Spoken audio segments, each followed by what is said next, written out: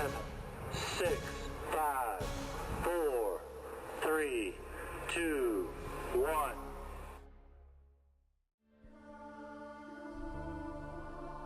To pursue science is not to disparage the things of the spirit. In fact, to pursue science rightly is to furnish the framework on which the spirit may rise.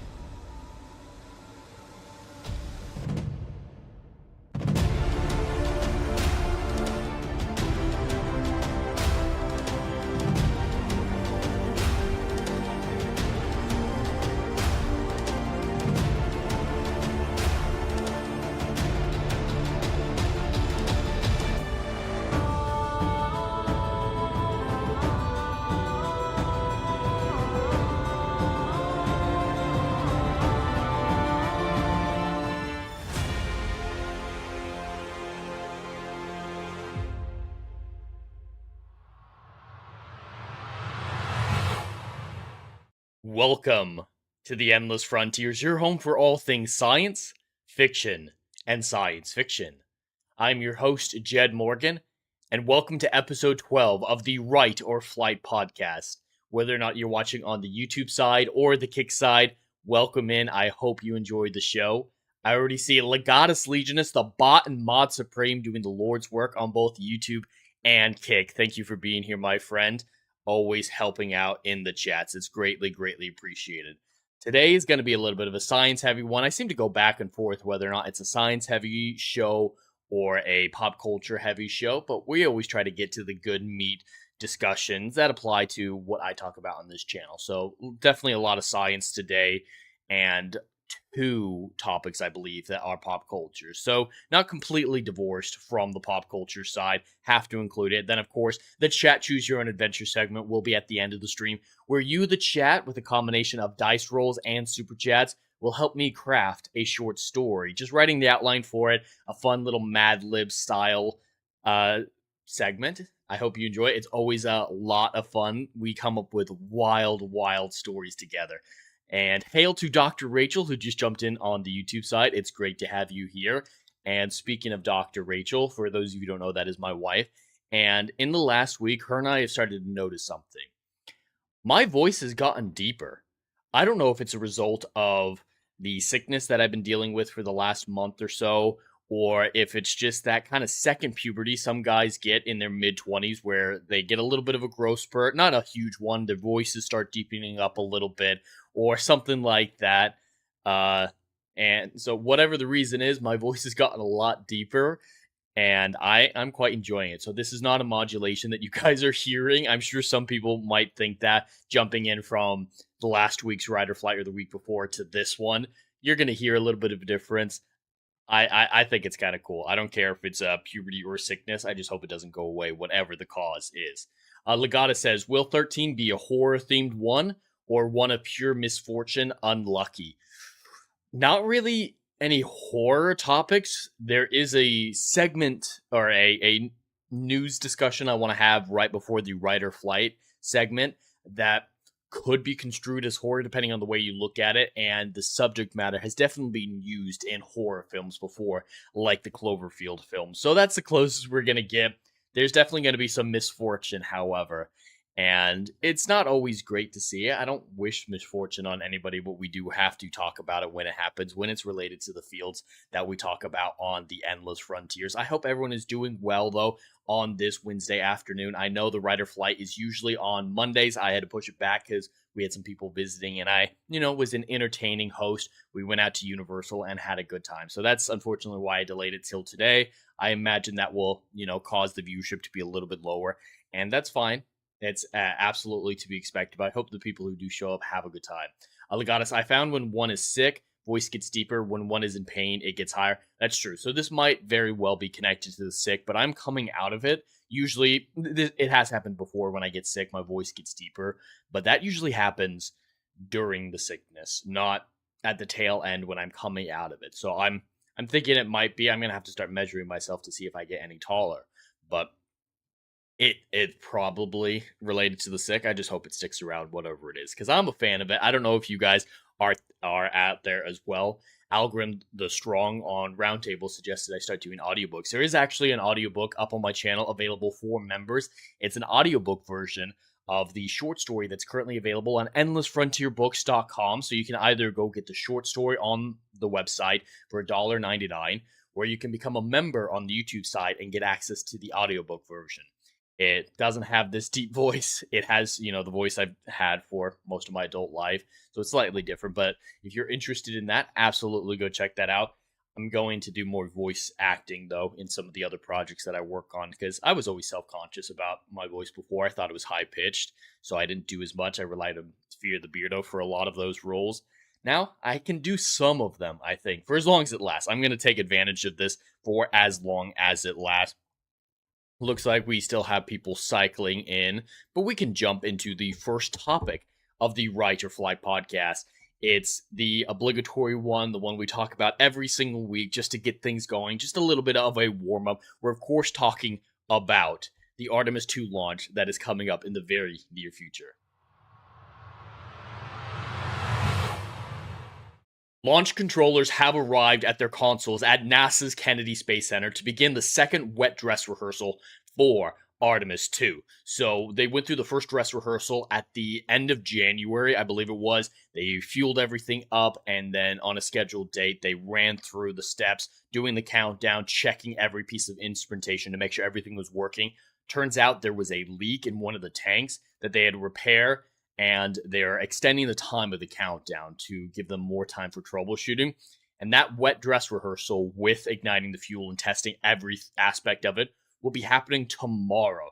I believe it's around 8:30 p.m. If you guys are interested, I'm going to be trying out something new with these NASA live streams. Whether or not it's this one or a future one, if you guys are interested in this one, I'll do it. But an idea of doing split screen, like I've been doing on the co-op streams, but on one side, it's the NASA footage of the SpaceX launch or whatever it is, and me playing a game. Because these streams, the reason I've avoided these NASA reaction streams thus far is, with the exception of big events like the actual Artemis 2 launch, they can be a little bit boring, they can be a little bit slow, and they're not super entertaining. So having in that second gaming aspect of it, maybe a more laid-back game, but to counterbalance it, going back and forth might be a good idea. So if you guys are interested, I will react to this wet dress rehearsal tomorrow and see the progress of it. This is all very important stuff. I know some people leaned into their conspiracy theory tendencies when the first dress rehearsal didn't go super well and they delayed the launch of Artemis 2.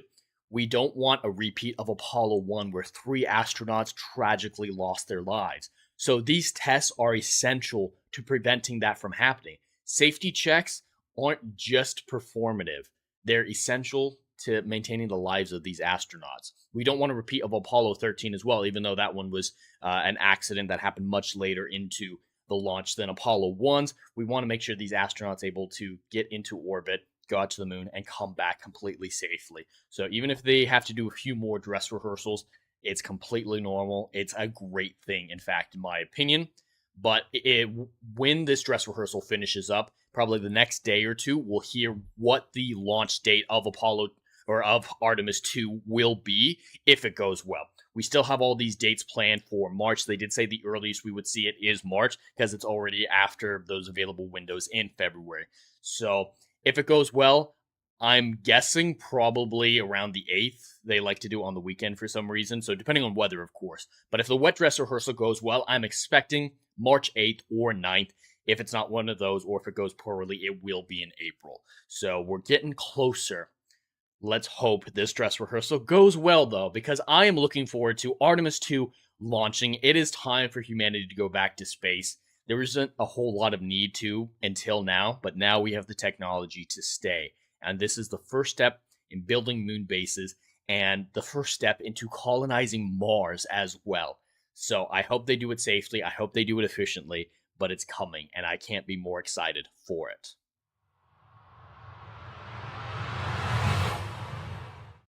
But yeah, just a little bit of an obligatory nod to what's going on there. I hope the wet dress rehearsal goes well tomorrow.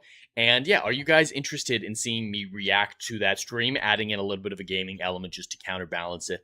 Either way, I probably will stream some Star Wars Genesis tonight or tomorrow, depending on how everything goes with Starfleet Academy tomorrow. And I do have an appointment later on today, so we'll see how everything goes out, but I should stream at least one of those times. And we'll include the NASA footage if you guys are interested. Dr. Rachel says, Deeper Voice, congrats on finally hitting puberty, Jed. Yes, I finally reached puberty. It was bound to happen at some point. Yeah, it was going to happen someday. I know some people were worried, some people were questioning, but I made it work. And yeah, with the deeper voice, it does affect my settings. I had to go through my microphone, change the pitches that it was looking for.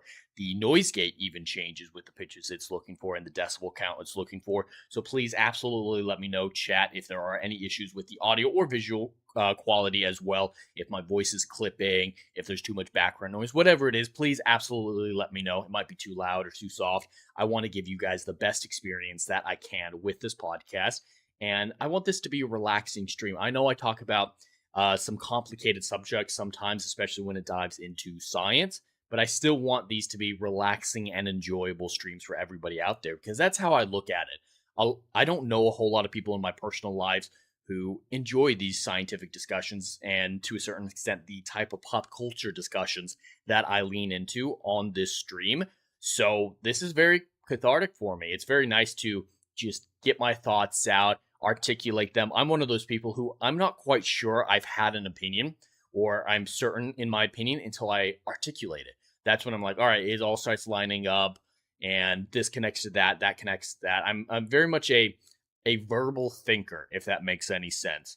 And of course, it doesn't have to be that way all the time, but that's when I start to get some concrete feelings about how it's going to look or feel. So this stream is a great way for me to do that, and I see it as very relaxing. So I hope you all do as well. Legata says, it sounds better without the inferior soundboard you tried. Yeah, I just got rid of that soundboard, and this is just a different microphone as well, so it's a different microphone. No soundboard this time. This is plugged directly into the computer, and it has a software soundboard, to clarify, not a physical one. That physical one was absolute garbage. I was trying it for a good 2 months there, and it never sounded good. It was always having issues. It was always changing settings on itself. It was way too expensive to be that big of a piece of crap, though. And I can't return it because it's been too long. But yeah, I know the sound on my videos, live streams, even guesting on other people's streams has been terrible for the last few months because I was trying to make it work so hard, experimenting, trying different settings, different pieces of hardware, different connectors, and it never worked. So I hope this new setup is sounding much, much better for all of you. It's not XLR anymore like the last one, but the microphone prior to the soundboard and after the soundboard sound better, and it's not XLR for those two. It's weird. I do believe XLR can be a little bit hyped up when it's cheap. If you're going super expensive, you want XLR, but XLR is one of those things that it's only good if it's a premier product. That's when you get quality, unfortunately. Whereas with the USB-C or something like that, you can still get fairly good quality for a reasonable price, and that's what I've gone with here. So yeah, glad it's sounding better, Legatus. Today will probably be a little bit of a quicker stream because, like I mentioned, I have an appointment a little bit later that I can't move. So we're not going to rush through it at all. If this hits 2 hours, it's going to be fine. I just want to be a little bit more economical with everybody's time today, especially because it's on a different day, different time, and not as many people are most likely going to show up, which is absolutely fine. So we'll just make it nice and easy, fill in the Rider Flight obligation for this week, and look forward to next week when we should be hearing more about the Artemis launch. I'm excited for the live stream reaction. I've talked to a lot of people about it in the sphere and the YouTube sphere. None of them are going to be reacting to it because it's not part of their channel. They're not as scientifically inclined as myself, and some of them are conspiracy theorists thinking it's fake and everything like that, but they're all pretty much saying you're providing a unique reaction that might do really well. So I'm hoping that it does well for my channel. I really do hope that the Artemis launch does well for my channel and introduces a new audience, an additional audience, one that's more scientifically minded. It's hard to break into new algorithms. So my past algorithm, the Hollywood Scholar algorithm, works well with the pop culture side. You're all from that algorithm most likely. And I want all of you here as well and want to keep providing you content that you enjoy. But because I'm trying to also get into the scientific area, that's a whole new algorithm. And breaking into a new algorithm is just like starting a channel from scratch. So I'm hoping that gets me over the hump to kind of find a melding of the pop culture science algorithms. I'm really hoping for great things from that. And regardless, the Starfleet Academy reviews, which also balances out the science and the science fiction very nicely, is doing well for my channel. They're a lot more reliable videos than anything else that I do, and I'm enjoying them.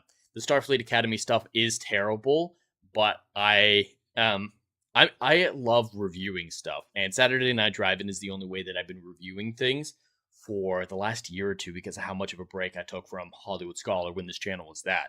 So getting back into it, stretching my legs, and just being critical, positively or negatively, something that I enjoy a lot, and I'm getting that out of those videos. So I hope you are all enjoying the Starfleet Academy reviews. I'm watching it so you all don't have to because I don't recommend anybody watch it. Now, I was going to wait a little bit to talk about this topic, but since I've already kind of mentioned it right now with Starfleet Academy, might as well do this one instead. I briefly want to talk about Starfleet Academy's ratings. We got them last week. I've talked about them on Ballbusters and Roundtable, but I couldn't go this stream without mentioning how poorly Starfleet Academy is doing in its viewership. We have the Nielsen Top 10 data here. This data comes out about a month after the episode it's referring to's airs. So this data is from January 12th through January 18th, and then we'll get the next week's of data sometime this week and so on and so forth. So Nielsen's is always a month behind. This will cover the premiere of Starfleet Academy, where we got episodes 1 and 2 released at the same time.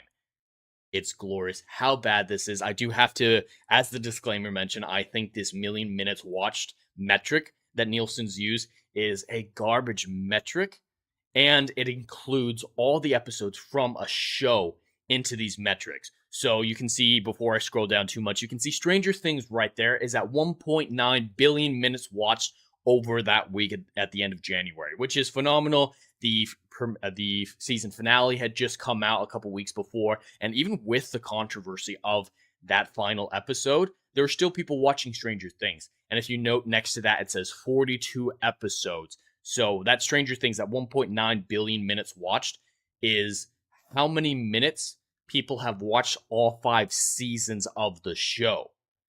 That is a garbage metric. You can't really narrow down the success of one episode in a metric like that unless it's a new episode or a new season. So with Starfleet Academy, it works well enough. But for something like Stranger Things, how do we know how well Season 5 did? How do we know how well the finale did or anything like that? Because it's muddled with the data from all previous seasons and it's minutes watched. So some diehard fans literally watch stuff on repeat. That's what we saw with The Acolyte. A lot of the Acolyte defenders wanted to trick Disney and the Nielsens into renewing it, trick them into thinking that it was an immensely popular show. So they straight up admitted to putting up The Acolyte and watching it on repeat over and over again.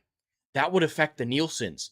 Because it's not counting viewership, it can be deceived like that. So just as the disclaimer, the Nielsens are a garbage metric. However, they are decent at showing the top 10 in a certain period. and it is very entertaining to see where certain shows lie. So in the overall top 10, we've got His and Hers, a John Bernthal detective show for wine moms. That's incredible, the 2.2 billion. We've got Stranger Things, Landman, The Rip, The Pit, 11/22/63, The Closer, The Traitors, Fallout, and Bluey. All of these things, at least from what I've heard, I haven't seen most of them, they're fairly popular and fairly well received. So these seem to deserve their places on here. But notice something that wasn't on this list.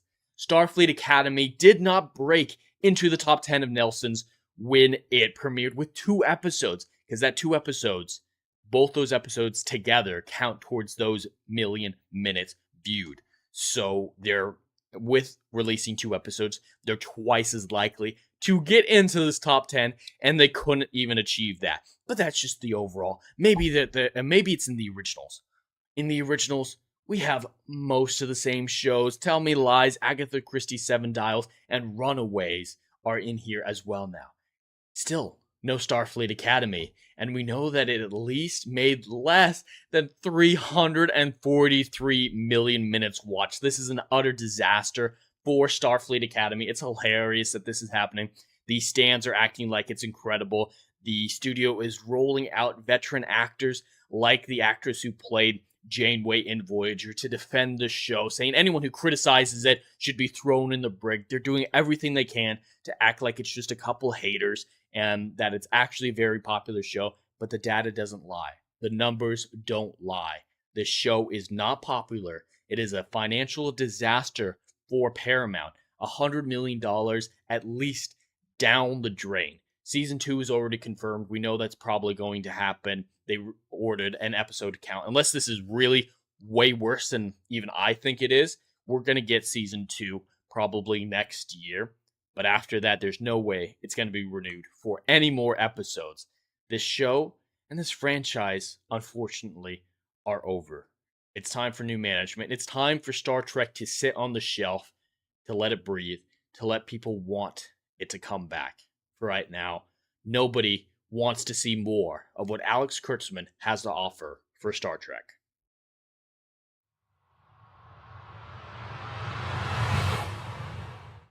Well, that was one of the pop culture topics that I was planning for today. I wasn't planning on slipping it in there, but when you find an opportunity where it comes up naturally, you take advantage of it. And that was going to be a short one. Most of these topics are going to be fairly short today. There's 2 that I think will get a little bit longer. One, because it's connected to a video. We're going to be reacting to Obama's comments on aliens, the existence of aliens. I'm not going to dive into the politics of Obama, whether or not I'm for or against Obama or his policies or anything like that. Just strictly, a former president talked about the existence of aliens. That's as far as I'm going to talk about it in that sense. But there are some interesting topics, some interesting things said by the former president that some people are taking out of context, and I just want to set the record straight a little bit and theorize. I always love to theorize on this channel because that's what science is. When you don't understand something, you dream. You extrapolate the data into potential futures, potential explanations for things, and then you start narrowing it down with the scientific method to see what makes the most sense with the available data and come up with hypotheses and theories and everything like that. But it starts with theorizing. It starts with dreaming of potentials. And the story writer and myself loves that aspect of it, of imagining what it could look like and putting all the pieces together like a puzzle to figure out the best, the clearest picture that we can of what the universe beyond our planet looks like. It's a fascinating exercise for myself, whether or not we get any further proof, whether or not you believe Obama, whether or not you dive into the conspiracy theory aspect or the conspiracy theory explanations for his comments. It's absolutely fascinating. But we have a couple topics to get to before then. That's definitely the last one I want to get to before the Chat Choose Your Own Adventure segment, because it's going to be a little bit longer, and I want to end off on a little bit of a longer topic. But how is everyone doing out there? We're still waning on viewership a little bit, but you know, that's what you get for delaying a podcast, going in on unscheduled time. And I just hope you're all enjoying it and maybe checking it out on the video later on the replay. So let's just dive into the next topic. Might as well. This one is a more funny topic. Over the last few years, it's been a hilarious piece of trivia. Who commits the most crimes in space? Just a fun little thing. Well, now there's a development in the story of the first criminal in outer space. A few years ago, a story was going around about a lesbian astronaut aboard the International Space Station who was accused by her ex-wife of hacking into her financial records and spying on her ex-wife. It was a story that was just more funny than anything else. A lot of people memed it saying 100% of the space crimes were committed by lesbians. It was, at the time at least, believed to be a true statistic and just a funny one. That was, of course, going to be counteracted later on. It was a meme, nothing more. But we have development in that story. Astronaut Annie McLean's ex-wife is sentenced to prison for falsely accusing her of crime in space. So, this astronaut aboard the ISS has been entirely exonerated of the supposed hacking that went on. Even as much as I enjoyed the meme, it always sounded a little bit far-fetched to me to have an astronaut hacking into financial records from the International Space Station. I don't know how well their connections are. I imagine everything that they do is heavily monitored. So I always had a little bit of a question mark when it came to this story, and it seems like my instincts were correct. This astronaut did not commit these crimes, and I like to see those committing false accusations paying the price for it. I don't know how long. It is sentenced to 3 months in federal prison. So 3 months in federal prison for a false accusation. I don't know how much this affected Anne's life. I don't know if this prevented her from going back to the International Space Station. Is 3 months enough for the damage that she did? I can't say, but this is a development in that story. Now, 100% of the space crimes have not been committed by lesbians. Right now, there are 0 publicly known crimes committed in outer space. What do you guys all think of that? Do you think that this is justice served or covering up or anything like that? And who do you think will benefit, or do you think McLean will benefit from this? Will NASA give her her due and let her go back if she's worthy of going back, if she's, did well in her stint on the International Space Station? It's a fascinating story, and I just wanted to briefly mention it here.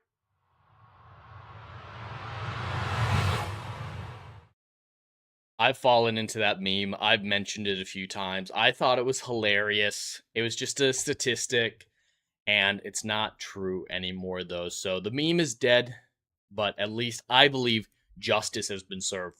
False accusations have destroyed so many people's lives. I mean, we talked about it a lot over the years with the rise and fall of cancel culture, and that's a lot of what cancel culture was false accusations or accusations that didn't matter, like, oh, who you voted for or anything like that. So I'm glad to see that this happened. I'm glad that justice was served, that there wasn't too much bias in the situation, too many political leanings or anything like that.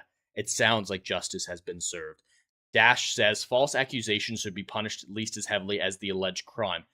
I don't know about that. It really depends on how effective the false accusations were, but I do believe they should be punished rather severely. And 3 months does sound a little short for how much damage she potentially did to McLean, because this story came out like 3 or 5 years ago. Like, it's been quite a while since the initial accusations were put out there about astronaut McLean. So I imagine there's been damage done to McLean over those years. 3 months isn't competent, in my opinion. So, yeah, I think it depends on the crime, Dash, and depends on the amount of damage that those accusations did. But false accusations are not punished anywhere near strictly enough or heavily enough in our society, especially depending on how you identify. Like the Me Too movement, there was, obviously some real victims in there trying to get their voices heard. But there were a lot of people trying to take advantage of the Me Too movement who reflected poorly on the real victims and made it harder for them to get the truth out there. Those, false accusers who ruined so many people's lives, victims and falsely accused offenders alike, ruined so many lives. And they saw virtually no punishment, at least for most of them. And I think that's despicable. I think that's utterly, utterly despicable. So I definitely lean close to what you're saying there, Dash, that false accusations, they're slander, at least if nothing else. And if McLean has been prevented from returning to the ISS or working as an astronaut because of these accusations, 3 months is far, far from enough. It's sad. I don't like to see anybody's lives ruined with false accusations. I don't like to see anyone's lives ruined unless they truly deserve it. And this ex-wife who made the false accusations, definitely seems like she deserves it. But it's a complicated situation. I imagine it'll develop farther. And someday we'll have the first real reported space crime. And I'll report on that when it comes out if I'm still around doing this on YouTube. It'd be funny to see what it looks like. Unfortunately, in space, it damages your psyche a lot. We talked about it a few weeks ago when we were initially bringing up the story as well about the wife accused of hacking her ex-wife's financial records, about an American astronaut who might have tried to drill through the siding of the International Space Station in a mental breakdown of sorts. Space damages the psyche. Space is very hard on the human body and the human mind. So the first space crimes will probably be done out of madness. And you shouldn't punish that too heavily. Just get these people to safety and pick up the pieces and figure it out later, of course.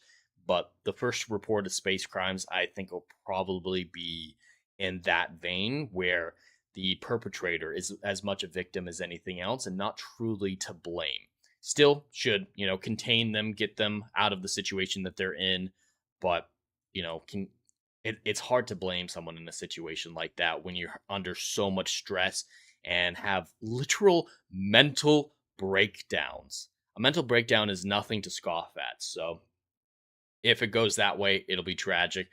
There are ways that it can be funny, though. Just minor crimes like, I don't know, theft. I think some theft would be kind of funny, depending on what type of theft it was. But we'll see how that develops in the future. I actually fully believe that crimes have been committed on in space before. The problem is international treaties. Is it a crime in the U.S.? Is it a crime in international space? There's so much murky international law when it comes into stuff like that, where you question what is legally a crime in a place like that. But there's so many laws out there, so many stupid laws, so many stupid things are crimes in our world today that I think most people commit minor stupid crimes on at least a monthly basis, things that don't matter. And I'm sure that's happened on the International Space Station as well. But any crimes of note that are committed, it'd be interesting to see what it is. I fully believe there have already been crimes, though, of that kind of minor vein, like I was talking about. Dash's extenuating circumstances? Yes, absolutely. I think the first ones will most likely be extenuating circumstances for why they were committed. But it's bound to happen at some point. The International Space Station has been up for well over 25 years at this point, I believe. So the fact that they've gone this long without a major scandal besides this false accusation is a great thing, at least that I don't know about. At least there might have been things in early days that I don't know about. And they're getting ready to retire the International Space Station, actually, as well. I think those plans are going to start in 2030, if I remember correctly. So if it's going to happen aboard the ISS, it's got to happen soon. But what iteration replaces the ISS? The moon bases that NASA and SpaceX are working on, something will definitely happen there. And lawyers will have to figure out the international laws, because international waters in the ocean are already murky enough about what is considered a crime, who prosecutes a crime, and what's allowed, what's not allowed. Is the UN the governing body of something like that? Which, I have problems with the UN as an organization with their management style and everything like that. So if we're that murky on international law in our own oceans, how murky are we going to be when it's out in space beyond the reach of the nearest law enforcement officer? It'll be fascinating to see how it's handled, if nothing else. Even if it's an extenuating circumstance, even if it's you feel bad for the perpetrator, it'll be fascinating to see how that's all ironed out. Before a moon base is established, they need to establish a rule of law, a rule of order on the moon. Otherwise, it'll be absolute chaos. You have to establish stuff like that beforehand. Otherwise, what are you going to do when the first thing happens? Of course, if an extreme crime happens, like murder or something like that, that'll be punished, no problem. No one's going to have qualms about that. But there are laws here that don't apply in the UK and vice versa. Like the censorship laws in the UK are getting really crazy right now. If you commit something like that on a moon base as a British citizen, are you beholden to British laws? Are you beholden to UN laws? Are you beholden to US laws because it'll be a NASA base? Who are you beholden to? Who can punish that crime? Is it actually a crime? I don't know.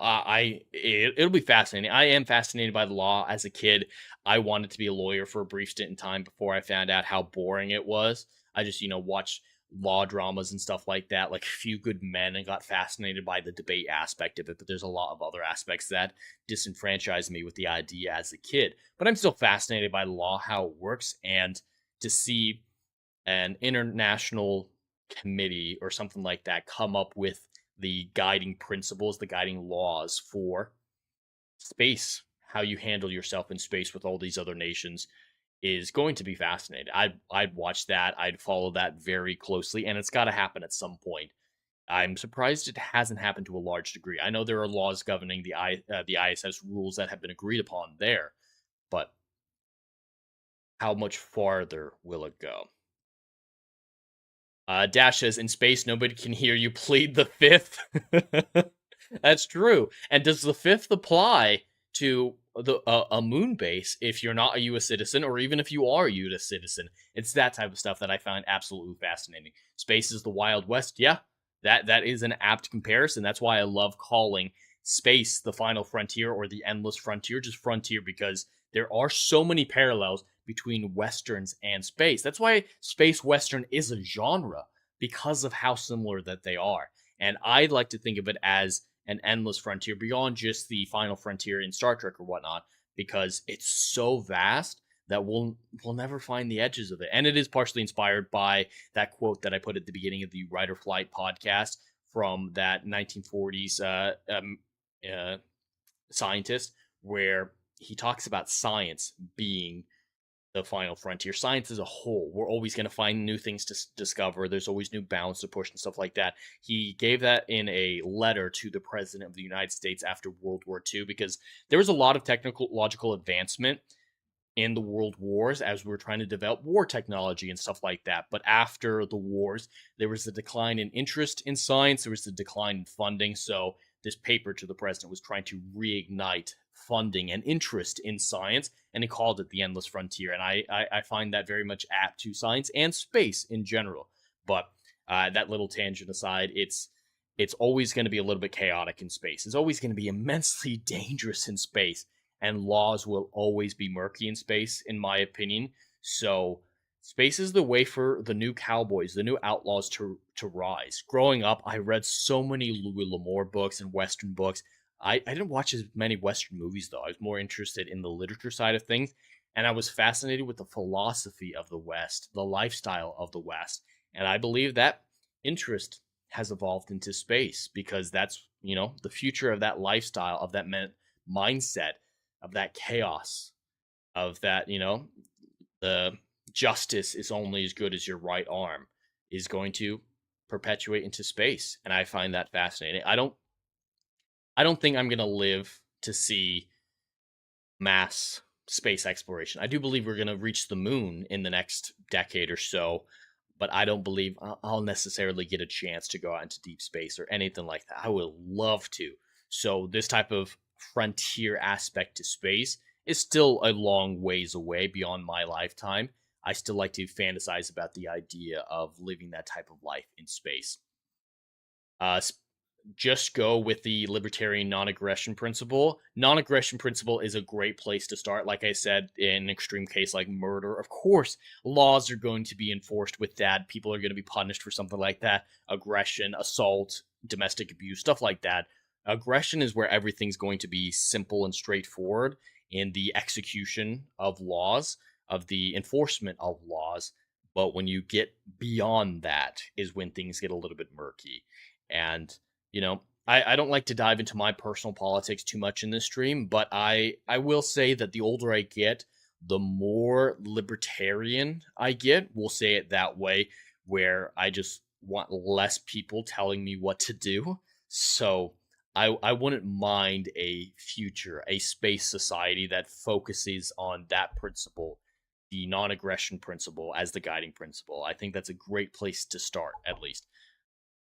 But we should probably move on to another topic at this point. It's been a few minutes. This is one that I mentioned on the daily dive earlier with Adam. I was in the chat dropping it in there talking about it.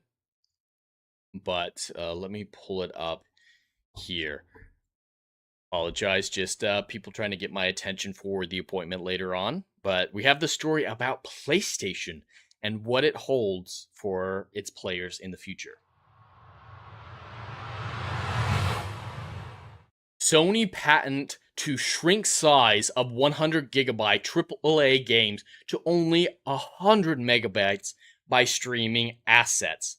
This is a new technology that will have most of the high graphical assets for a game be available on a server that can be streamed to your console while you're playing, in order to limit the download size of online games and to limit the size of files on a physical purchase, like a disc or something like that.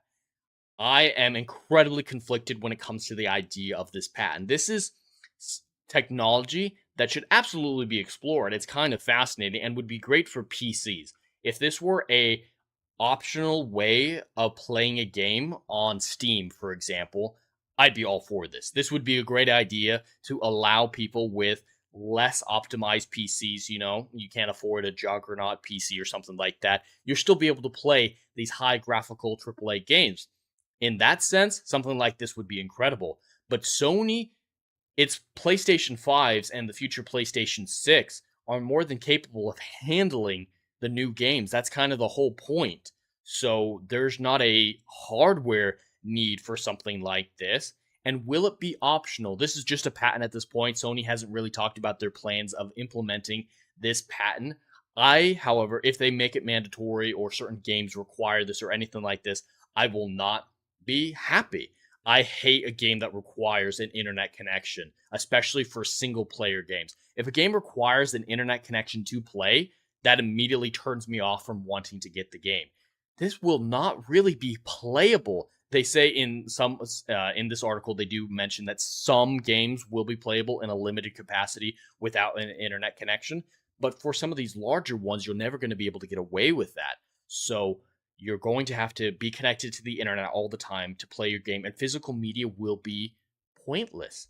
You're getting an empty cartridge, just like everyone's been criticizing the game key cards at Nintendo. This is a very similar thing that they're doing here at Sony, but at least with the Nintendo ones, you're downloading a physical copy of the game and can disconnect from the internet. I think this opens the door to editing your game without your permission. And I know that already happens to a certain extent with forced updates and stuff like that, but there are ways around forced updates. These games wouldn't even be playable without an internet connection, and they can update these games from the server side. This makes me concerned about the whole you will own nothing and be happy about it. Ubisoft wants people to be less comfortable with the idea of owning their own games.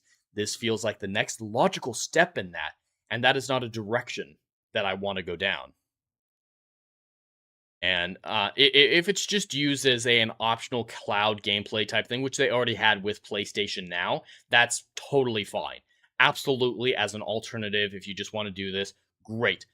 Explore the technology. Absolutely explore the technology. But if they ever make it a requirement for any individual game, we're going to have some problems. We're going to have some fighting words for PlayStation. So we'll see how this patent develops, but it does make me immensely concerned.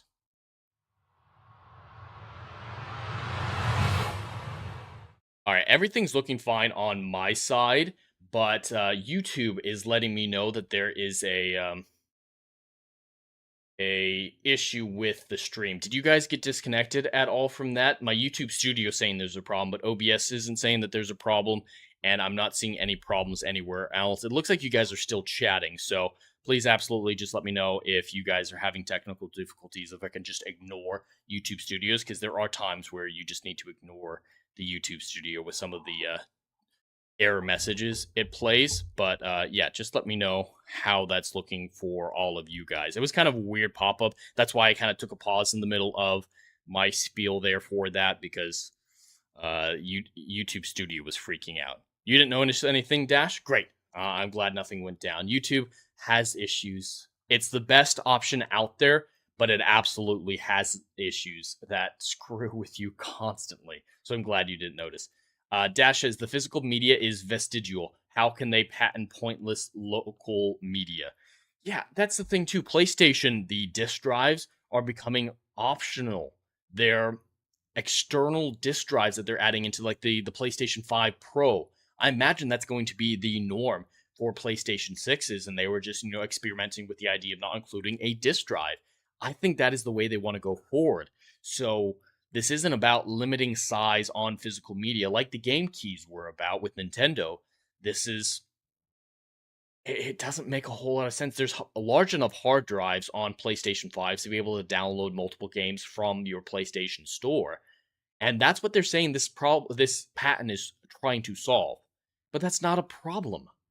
So it feels like something else is going on. Legata says, so if internet is down or their servers are down, it's FU. And if they decide to remove it from the servers, it is FU to the consumer. Absolutely. That's what I'm concerned about. If it was just, hey, here's the base game, you can play it in, standard resolution at 30 to 60 frames per second and be totally fine. But if you want to elevate your gaming experience with large assets that would double the size of your game, you can stream those assets. As a supplemental thing, I think this is fine as well. But they specifically mentioned that game performance will be greatly impacted and a lot of games will be unplayable without an internet connection. You want to talk about stop killing games? I know there are issues with that campaign, its management and everything like that, but the philosophy behind it isn't one that I disagree with. You want to talk about stop killing games? This would fall under that, because how reliable is something like that? They're going to change their minds on a whim, and then your game's unplayable. I don't have hope for how this patent will be implemented. I'm just vastly concerned about how it will be abused. Like I said, there are ways that it can be utilized well, positively. As long as it's purely optional, great. It's a fascinating piece of technology. Develop it, absolutely. The moment they make it required for anything is when things start to fall apart, and it's going to be a disaster. But yeah, stop killing games. I know there are plenty of games that require an internet connection, and most of them make sense if it's an online game or something like that, or a PvP, anything like that. Sure, you need an internet connection. But if I'm playing The Witcher 4, for example, I am not connecting to the internet.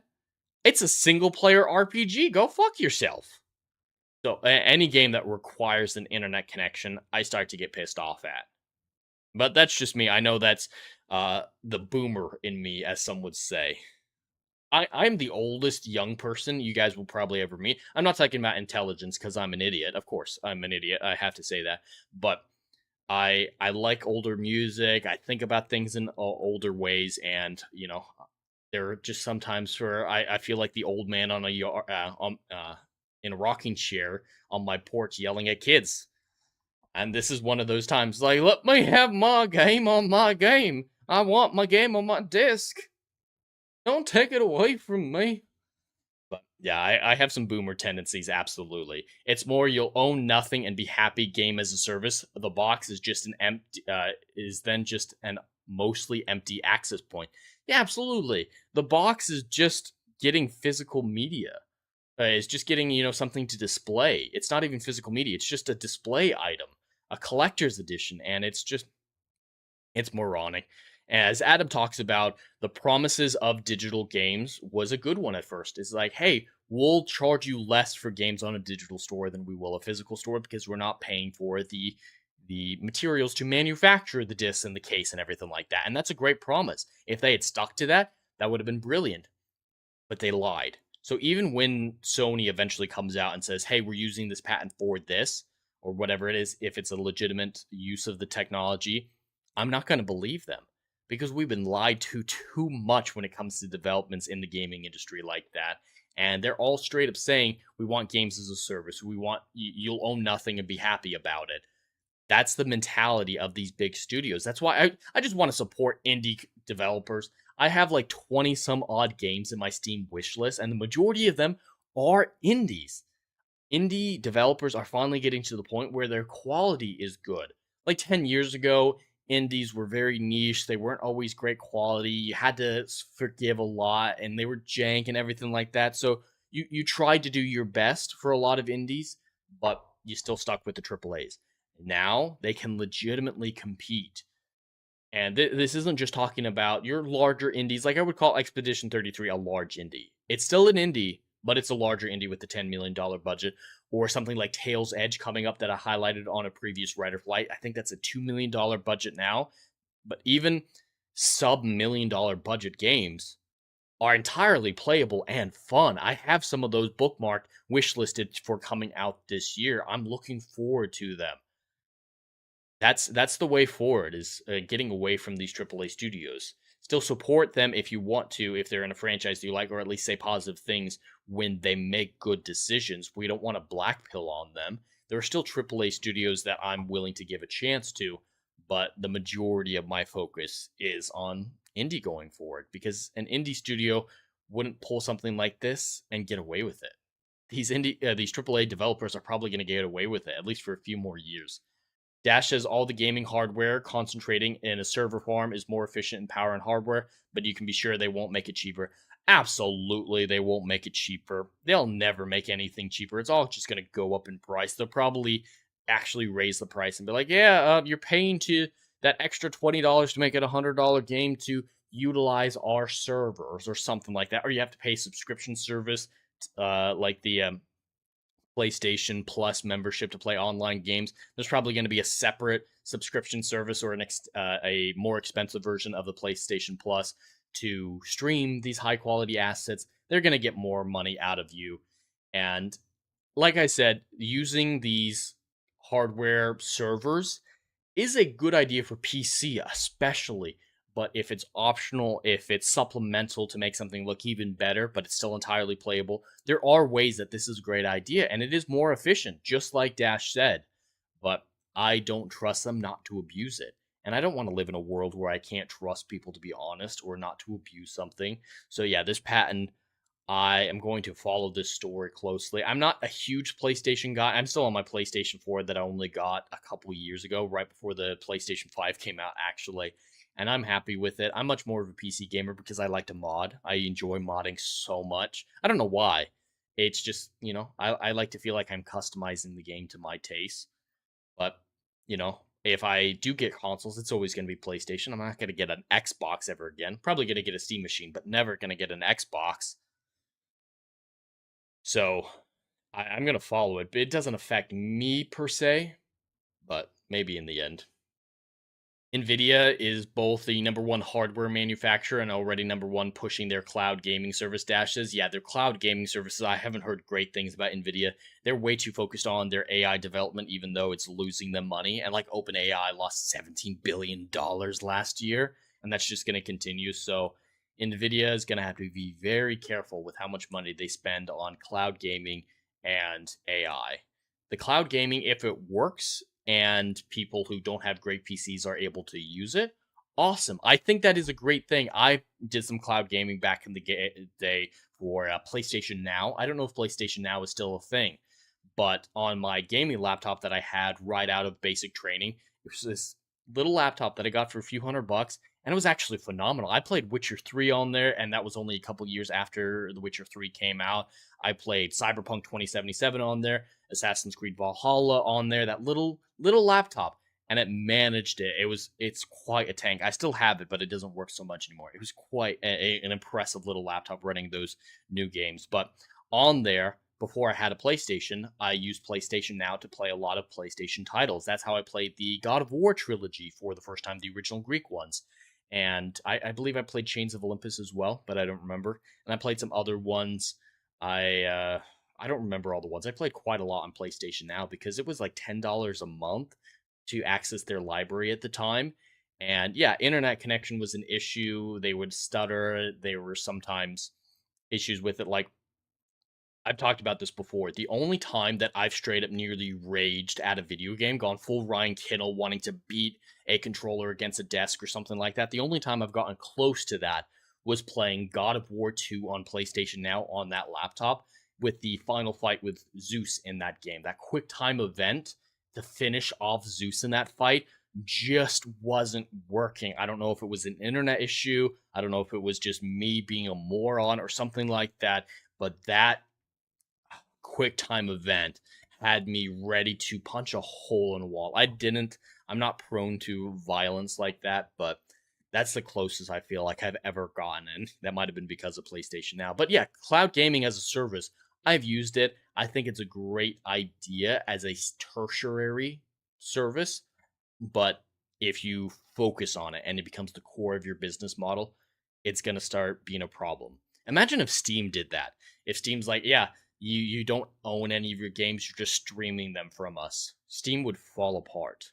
I think they're too smart to do that, but all of this depends. All my feelings on this PlayStation patent reside solely on how they're going to execute usage of it in the future. I'm deeply concerned, but there are ways to use it well, so we'll have to see. Let's see. We still have a couple people watching. I get it. It's on a different day. Y'all weren't expecting it, and that's my fault, but you know, we're still going to do it. We're still going to find time to do the Ride or Flight podcast. I hope you're all enjoying it. I hope we're not having any technical difficulties. YouTube says everything's running well now. It got over whatever fake hiccup it was going through. Should be sounding good now. And, you know, I hope you all enjoying my second puberty, like I talked about at the beginning of the stream. The slightly deeper voice that I've suddenly contracted, whether or not through illness or a second puberty like some people go through. The example I give is Dean Winchester, Jensen Ackles' character in Supernatural. If you compare his voice in season 1 to season 10, for example, it's a massive difference. So in my head, I'm pretending that like that's what's happening to me, but it might just be the last vestiges of the sickness that I've had for the last month showing itself. But let's get into the next topic. It's actually the topic that made its way into the title of today's stream. I want to dive into it because I think it's utterly fascinating. And let's get into what might be a newly discovered black hole. Anybody who's been watching this channel for a while knows that I absolutely love the film Interstellar from Christopher Nolan. I think it is a well-made movie with a lot of emotional moments, pulling at the heartstrings, incredibly tight script with great performances, and it's scientifically plausible. That's one of the things I love about it more than anything else. It's a great glimpse into future technology grounded in real-world physics. Even the end inside of the black hole is scientifically grounded. Not a whole lot of people realize that because of how weird and psychedelic it gets, but it's still plausible. And I love that aspect about it. One of my absolute favorite things about the film, though, is how it influenced science. So when Christopher Nolan was developing Interstellar, he had Kip Thorne, a real-life astrophysicist, give him the known equations for how a black hole would look like, how it would operate, and Kip Thorne worked closely with the CGI artist to develop that black hole. They made a black hole simulator rather than just quick visual effects, hey, it looks pretty type thing. They simulated the whole thing, and it took countless hours to render even single frames of that footage. It turns out that these simulations were so advanced that it led to new discoveries in black holes. So that is what I go to as a great example of the symbiotic relationship between science and science fiction. Science fiction inspiring scientists, and scientists inspiring science fiction. So from that, you know that I'm interested in black holes. They're a fascinating astronomical phenomenon, primarily restricted to the center of galaxies. But it looks like a new one might have been seen transforming into a black hole, which has never been done before. There's still a question mark about whether or not this transformation actually occurred. They're still trying to figure out if this star going out was a black hole, but if it is, it's going to be the first one that was observed in its transformation. And It'll be one of the first ones we've ever even known about outside the center of a galaxy. This is I was shocked to see this headline.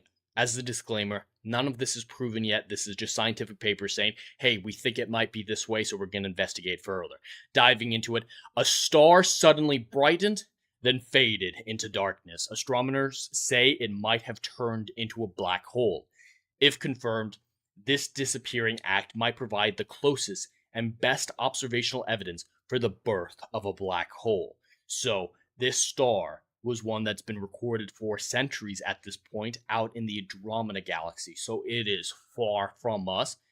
A few years ago, it suddenly brightened and dimmed. These scientists have been studying it for a while, and they think it might have been this transformation might have led to a black hole. Over roughly the past decade, a gleaming star some 2.5 million light years from Earth in the Andromeda galaxy suddenly brightened, then drastically dimmed. Now, some astronomers say the vanishing act may have been a dying star turning into a black hole. According to a study published February 12th in the journal Science, if confirmed, the event provides the strongest observational evidence yet of this type of stellar transformation. Why this is so rare is the stars involved in the formation of black holes have to be immensely large. Normally, when a star collapses at the end of its lifetime, so we're also talking about we have to wait millions upon millions, billions of years for a star to collapse. But most stars aren't large enough to form black holes or even neutron stars and supernova or anything like that. Most condense into white dwarfs. I believe it's white dwarfs, not blue dwarfs, but dwarfs. That's what's going to happen to our sun. Our sun is far too tiny in mass to explode into a supernova or become a black hole. So we're talking about massive, absolutely massive stars at the end of their lifespan. The universe, as according to current day understanding, is only 13.8 billion years old.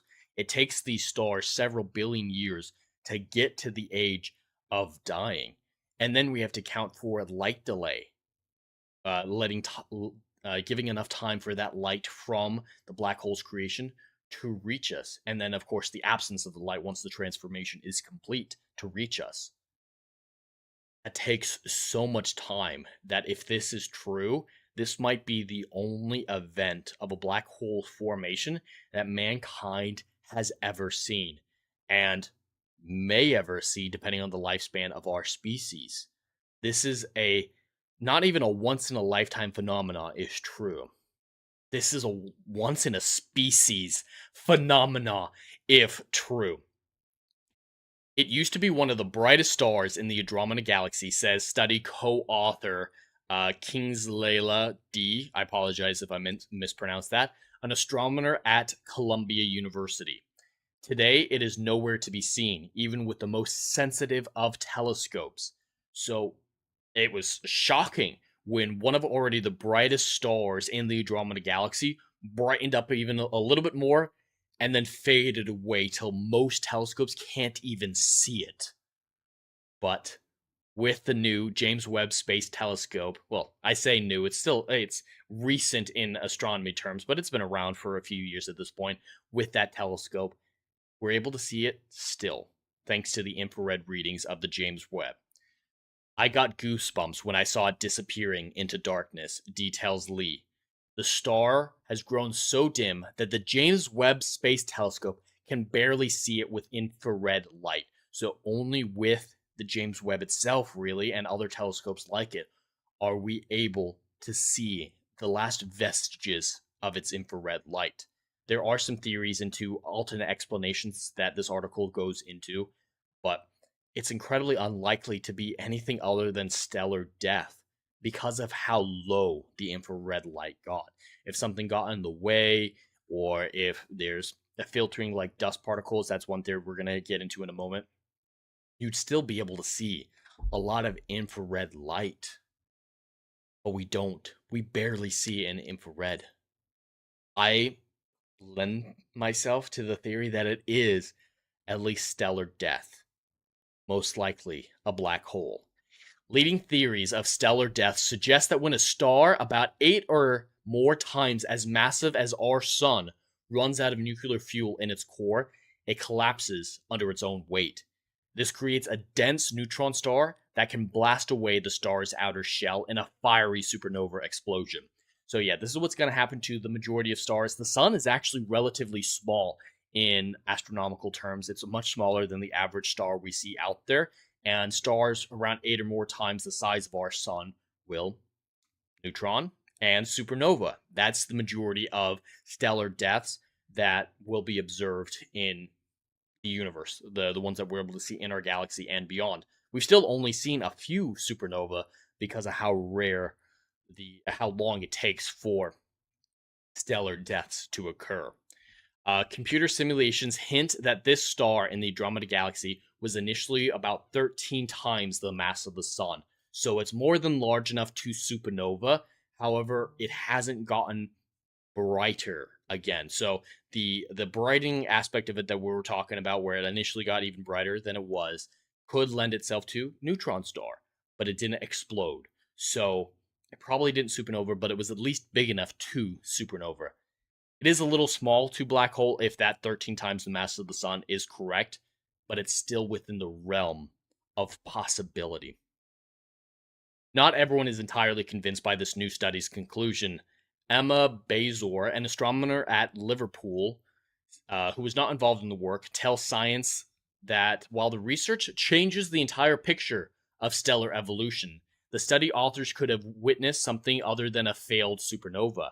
Last month, she and her colleagues published a contradictory paper suggesting that this star might represent this phenomenon might represent stars that collided, merged, and now are covered in dust. So she and her team have theorized that this star collided with another star, which caused the brightening event, and they merged into one, and now they're covered in stellar dust, which is making it this dark. I'm not obviously an astronomer. I am not an expert in this field. I will always do that disclaimer. But this doesn't sound very plausible to me, especially with the infrared light being involved. If it was just the light spectrum that the human eye is able to witness through a normal telescope, sure, that dust could absolutely obstruct it from view enough that it would be dim over this many light years. But infrared light is persistent. It can get through the human eyelid, in fact. So infrared light would most likely still be visible in a situation like this. And the fact that we're barely seeing infrared, I think counteracts this theory quite heavily. But I wanted to include it in this discussion just to point out there are other legitimate scientific theories for what this stellar event is. Finishing off with Christopher, an astronomer at Ohio State University who co-authored the study on the black hole birth candidate, was not involved in this new paper, said, fundamentally, the only way to clearly answer this either way is that one thing distinguishes the black hole case from any other scenario, and that is that its death is forever. Ultimately, it needs to fade to black.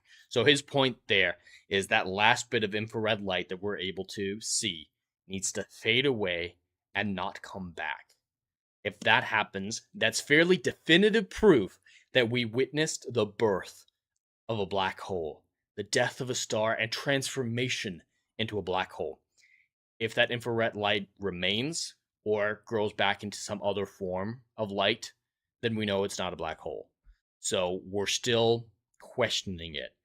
But with the available information, it's a pretty safe bet to say that we witnessed the birth of a black hole.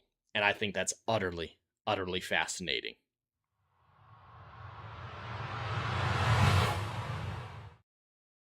I don't know if you guys get as excited as I do about stuff like that, but stellar events are so rare like this, stellar deaths, that, I get excited when we hear about them. They develop our understanding of black holes just like Interstellar. And the formation of a black hole is once in a species lifetime event. It's probably never going to happen in my life. If this isn't it, then it's probably not going to happen in my lifetime or in the lifetime of our civilization. So I know nobody's talking about it. No one's, hyping this up as a big deal. It's not trending on Twitter or something like that. But I think it's very important to acknowledge and talk about. We already do talk about rare astronomical events, like we have a blood moon coming up in about a week and a half, 2 weeks. People are talking about that. That happens every, so many decades or whatever, and people are excited about it. But when it's divorced from Earth and not quite visible with the naked eye, it doesn't matter how rare or how incredible the event is. Most people don't care about it. And I understand people have normal lives, important things to worry about that aren't in the heavens. But I wish a few more people would care. That's my point, is I just wish a few more people would care. Dash says black hole history just in time for Black History Month.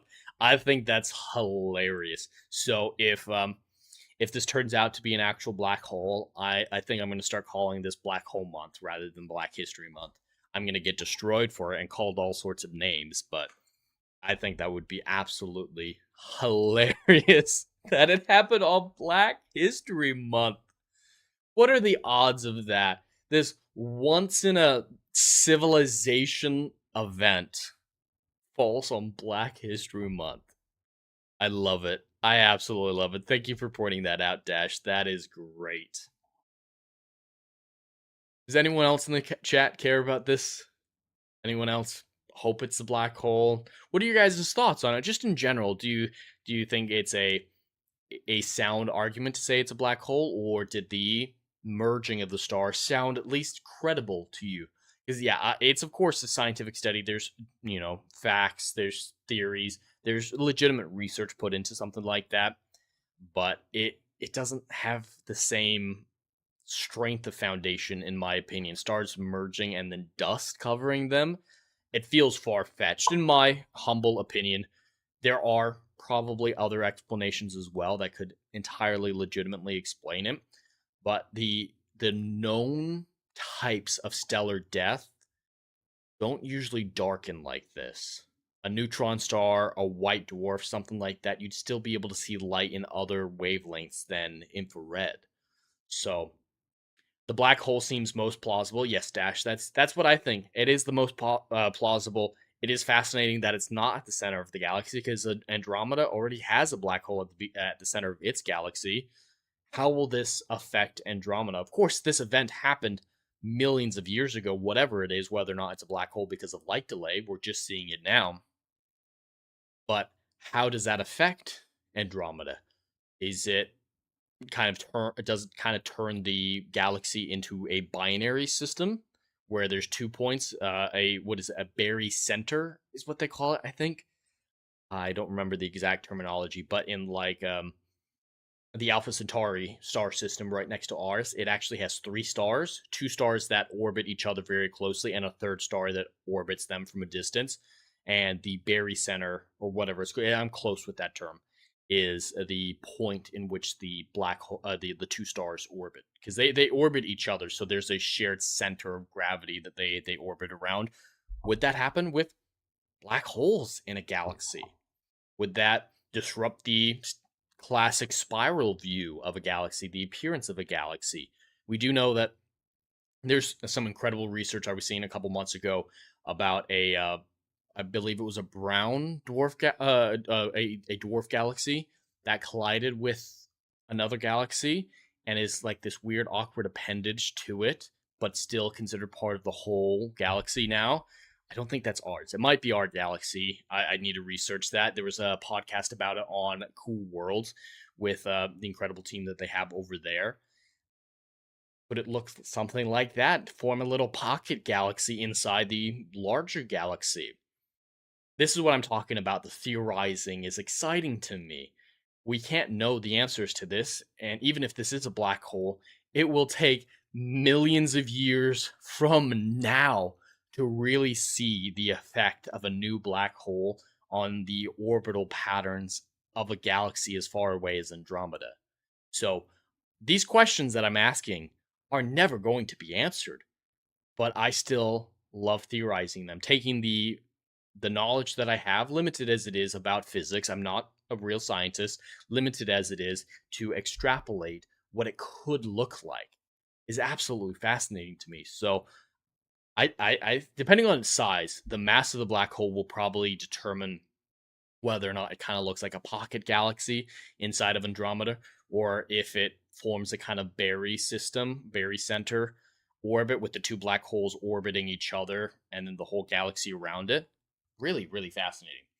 Black holes probably have black holes probably form multiple times per second in the known universe, just not where we are capable of observing. Absolutely, that's an excellent point. Excellent point, Dash. The universe is so large, and the observable universe is only a fraction of it. So when I say it's a once in a civilization level event, I just mean it's once in a civilization level event that we'd be able to witness. There's absolutely black holes being forming that we don't know about, that we can't possibly see. So that's of course a great, clarification that you made there. But in our known galaxy or our known universe with a 13.8 possible lifespan, probably not going to see a whole lot. But there are new theories that the universe is older than we thought it was because of tired light. I don't know if you guys have been seeing that research, but the scientists are proposing this idea of tired light, where the speed of light isn't constant, that after millions and millions and millions of years, it starts to slow down. So we get that age, 13.8 billion years for the lifespan of the universe, or at least from the inflationary event of the Big Bang, which is, a while after the Big Bang. But the inflationary event is when light started to scatter properly. So when people say 13.8 billion years of the known universe, they're not actually talking about 13.8 billion years to the Big Bang, at least not anymore. They're talking about the end of inflation, or just when light started to scatter. I definitely lean towards the inflationary theory, but there are other ones out there. So inflation isn't proven. Well, none of these are proven, but it's not the sole respected and acknowledged theory when it comes to the Big Bang. But that 13.8 is the farthest we've been able to see things, and with the cosmic microwave background radiation, stuff like that. But they're saying, hey, it still took 13.8 billion their argument was that light slowed down, so our equations of the distance and that 13.8 billion years were incorrect. So it actually is much, much older than we thought it was. They don't have a ton of evidence for it. It's still a very new theory, but tired light is actually, I think it's at least interesting to explore the idea that the universe is older than 13.8 billion years, with since inflation at least. A lot of Einstein's theories require a consistent speed of light. So to so drastically contradict Einstein, you need more evidence than they have. And they don't really have anything yet. But I'm going to follow the tired light theories. Weir Teacher in Kick just dropped by and said he followed. Welcome in. Great to have you here. Judas Goat Barbecue has joined in on the YouTube side. It's great to have you here, my friend. I hope you're having a good day. Dash says, astronomers fight over time to observe slivers of the observable universe. So, yeah, with the James Webb Space Telescope and Hubble and even Kepler, but Kepler is, much shorter distance, more exoplanet focused when it was the primary exoplanet telescope. There's so much universe just in the observable universe, and we can't map it all. We can't check all of it out. So that makes the likelihood of the observation of a black hole even less likely, because we haven't even mapped out everything in our bubble of the universe. So yeah, you're absolutely right. Astronomers have to fight with each other to observe just slivers of the observable universe. We're not going to map out our bubble of the universe for millions of years at this rate. I don't think we're going to see another black hole event, but they could be happening that we just can't observe, even in our own observable universe. even the things we could see, nobody's even watching most of it. Yeah, you can't constantly observe it because of how large it is. So any stellar event like this that we are able to catalog and keep an eye on, because they're keeping an eye on this star in the Andromeda Galaxy, is important, if nothing else. Even if this doesn't turn out to be a black hole, we get to focus on that aspect or that area of the Andromeda Galaxy long enough to see whatever evolution takes place. And I think it's fascinating. Welcome in everybody who's cycling in. We're getting some viewership in. And with that, I'm going to do my most controversial topic at this point. Great timing. But let's dive into the last topic of today's stream before we dive into the chat choose your own adventure segment. I'm talking about former President Obama's comments about aliens.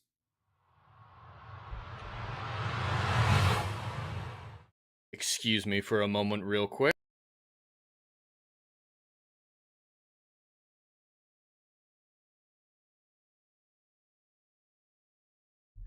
Had to wet my whistle.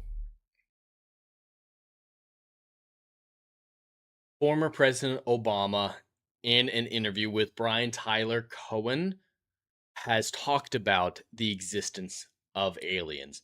I will not be diving into the political side of things, diving into my thoughts on Obama or anything like that. I'm not familiar with this podcast, but this clip has been going a little bit viral in the scientific and especially the conspiracy theory spheres, and I wanted to address it very briefly with what Obama has to say about aliens. Couple questions here. Are aliens real? They're real, but I haven't seen them, and they're not being kept in what is it? Area 51. Area 51. There's no underground facility, unless there's this enormous conspiracy, and they hid it from the President of the United States. What was the first question you wanted answered when you became president? All right, so it continues on from there. But he's asked if aliens are real, and he says aliens are real, but they're not being kept from the public. I at least interpret that as a glib response to a certain extent. This is being exaggerated when people are saying, this is proof that aliens have visited Earth. He specifically says they're not being kept from the public, that Area 52 doesn't have a secret alien laboratory beneath it. Nothing like that, unless it's an even bigger conspiracy than the president is aware of. I don't take this as anywhere near proof that UFOs are real or that there are aliens walking among us day to day. There's a great quote that I saw on social media. It wasn't credited to anybody, and it was presented like a meme, but regardless of why it was created, who created it, or anything like that, it's a great idea. Is you have to be very bad at math to think there are no aliens out there, but you have to be really bad at science to think they visited Earth. With how large the galaxy is, the universe is, like we were discussing in the previous topic, the statistical likelihood of us being the only island of life, intelligent or otherwise, in the universe is so unlikely that it's virtually impossible. This likelihood of there being life, even in our own galaxy, is so high. Math supports aliens being a thing. And that's why the Fermi paradox is such an important thing in astronomy. If the math so heavily supports the emergence of life, why don't we know about it? And there are a ton of explanations for the Fermi paradox. Some mundane, like, hey, there's light delay and stuff like that. Not everyone gets off their planets to be able to be visible from Earth, everything like that. Those are very mundane ones. There are also zoo theories where aliens are avoiding Earth or hiding themselves from Earth. There's the Great Filter, which is one that I really like, that there is some sort of great filter in the evolutionary cycle of species that prevents them from becoming planetary spanning or visible to people from far away. But even with the Great Filter, we managed to get through it. So it is statistically possible to get through that filter and become sentient, become life. So the Great Filter may explain why our near galaxy, our observable space around us, doesn't show any evidence of alien life. But it doesn't even remotely cover the statistical likelihood of there being aliens somewhere in the universe. So whether or not he's just joking here or saying, yes, I believe in aliens, which personally I do believe in aliens because of that mathematical likelihood. Whatever the reason is, he's probably right that aliens are real, but he goes on to clarify that they're not being hidden from the public. And I know there's such distrust with politicians, rightfully so, but that's when the last half of that quote comes in. You have to be very bad at science to believe that they visited us. We are an isolated island in the cosmos. Even in the Milky Way, we're not in a prominent position. We're not in an important orbit or anything. We're in the fringes. We're outer rim using Star Wars terminology. There's not a whole lot of reason for us to be visited. And with the vastness of space, the hurdles of faster than light travel, whether or not that's warp travel or wormhole travel or anything like that, traveling to us from even the nearest stars is an astronomical ask that's nearly impossible. Us getting to Alpha Centauri may not even be possible. It may not be possible for humans to ever reach Alpha Centauri, at least not in anything other than a colony ship that will take hundreds of years. So you have to be really bad at science to think that aliens are walking among us because of that. So this isn't a tell-all. This isn't a disclosure day. This isn't confirmation that Steven Spielberg is making disclosure day to confirm the existence of aliens. This isn't fuel for a conspiracy theory. But of course, these types of people will take it as absolute fact that Obama is saying, yes, there are aliens, they will kill you in your sleep. That's what people are going to take from this regardless. No matter how I interpret his words in good faith, I don't see an explanation where there are any aliens on Earth as this being confirmation of that one way or another. He just says aliens are real, which a lot of people believe, myself included because of the math, but they're not being hidden. That's a very fine answer, a nuanced answer that could be seen as glib, just him making a joke, or anything else like that. This is innocuous to the max, but the people who watch this video will also watch Colombian pilots take photos of balloons flying and say, look, it's a UFO, and think that we're about to be invaded and murdered by space lizards. These people are going to make a mountain out of a molehill every single time because it makes them feel important, and there are plenty of other reasons. It's exciting to think that aliens are real. There's that very reasonable explanation for people getting into conspiracy theories like aliens visiting Earth because it's exciting. I'm a writer. I like the idea of fantasizing about that. I get hyped up watching Independence Day, hearing the president speak, and seeing the whole Earth unite to kick out the alien invaders. I love to see that as much as the next guy. But that's why I want to blend the bridges, show people both sides of the science and the science fiction, so we can get the best of both worlds and not get consumed in the fantasies, in the fiction of it all, or the cold, hard, dry, pointless, soulless aspect of science sometimes. I want to bridge that gap to show the best of both worlds. But conspiracy theorists, it's going to be immensely difficult to convince them of anything else. What do you guys think about this interview with President Obama? Do you think it's a problem? Do you think he's admitting things? Or do you agree with me that this is rather innocuous and doesn't mean a whole lot in the long term?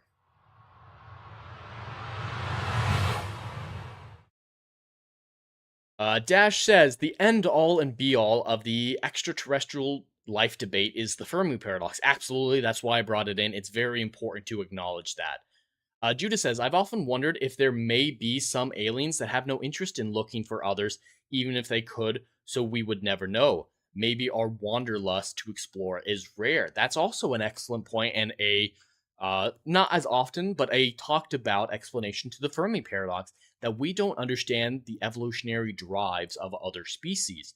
A lot of times humans get into a very human-centric perspective about what aliens beyond Earth are like. Like in our science fiction, most aliens are humanoid that look very much like us, with virtually no differences. The likelihood of that being the case is infinitesimal. So what is, their evolutionary directives, like ours to wander, might be very, very different. So we can't get caught up in our impulses and assume that it's going to be the same for every other potential alien species out there. So that's an excellent point as well, Judas.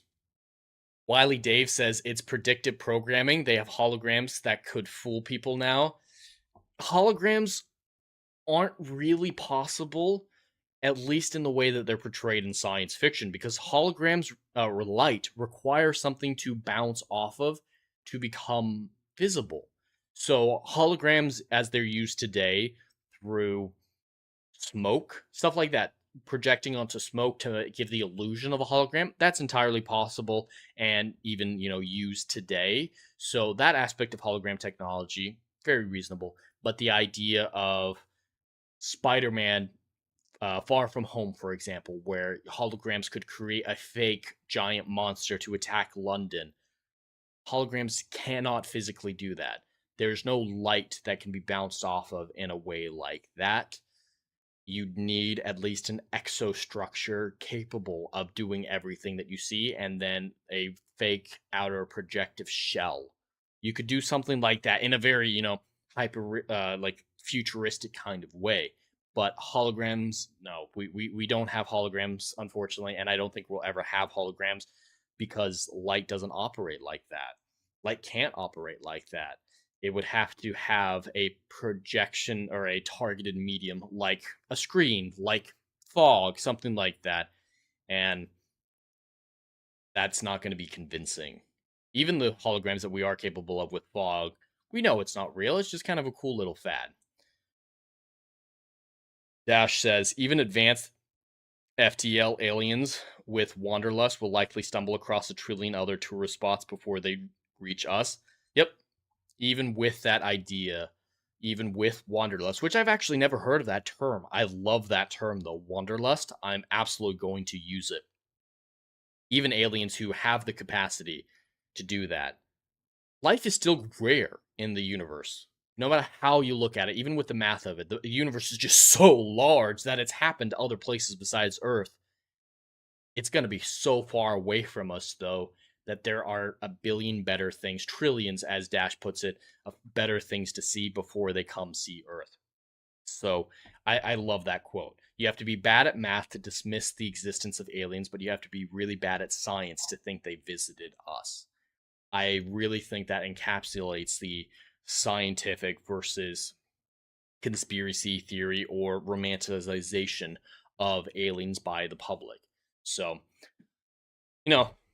there will be always people who don't want to pay attention to that stuff, who just hear a clip from Obama or hear that somebody is saying that Spielberg is going to tell us about aliens, or see a balloon next to a Colombian plane and just leap onto it and do no additional research. And if you're just doing that, as entertainment value, go for it.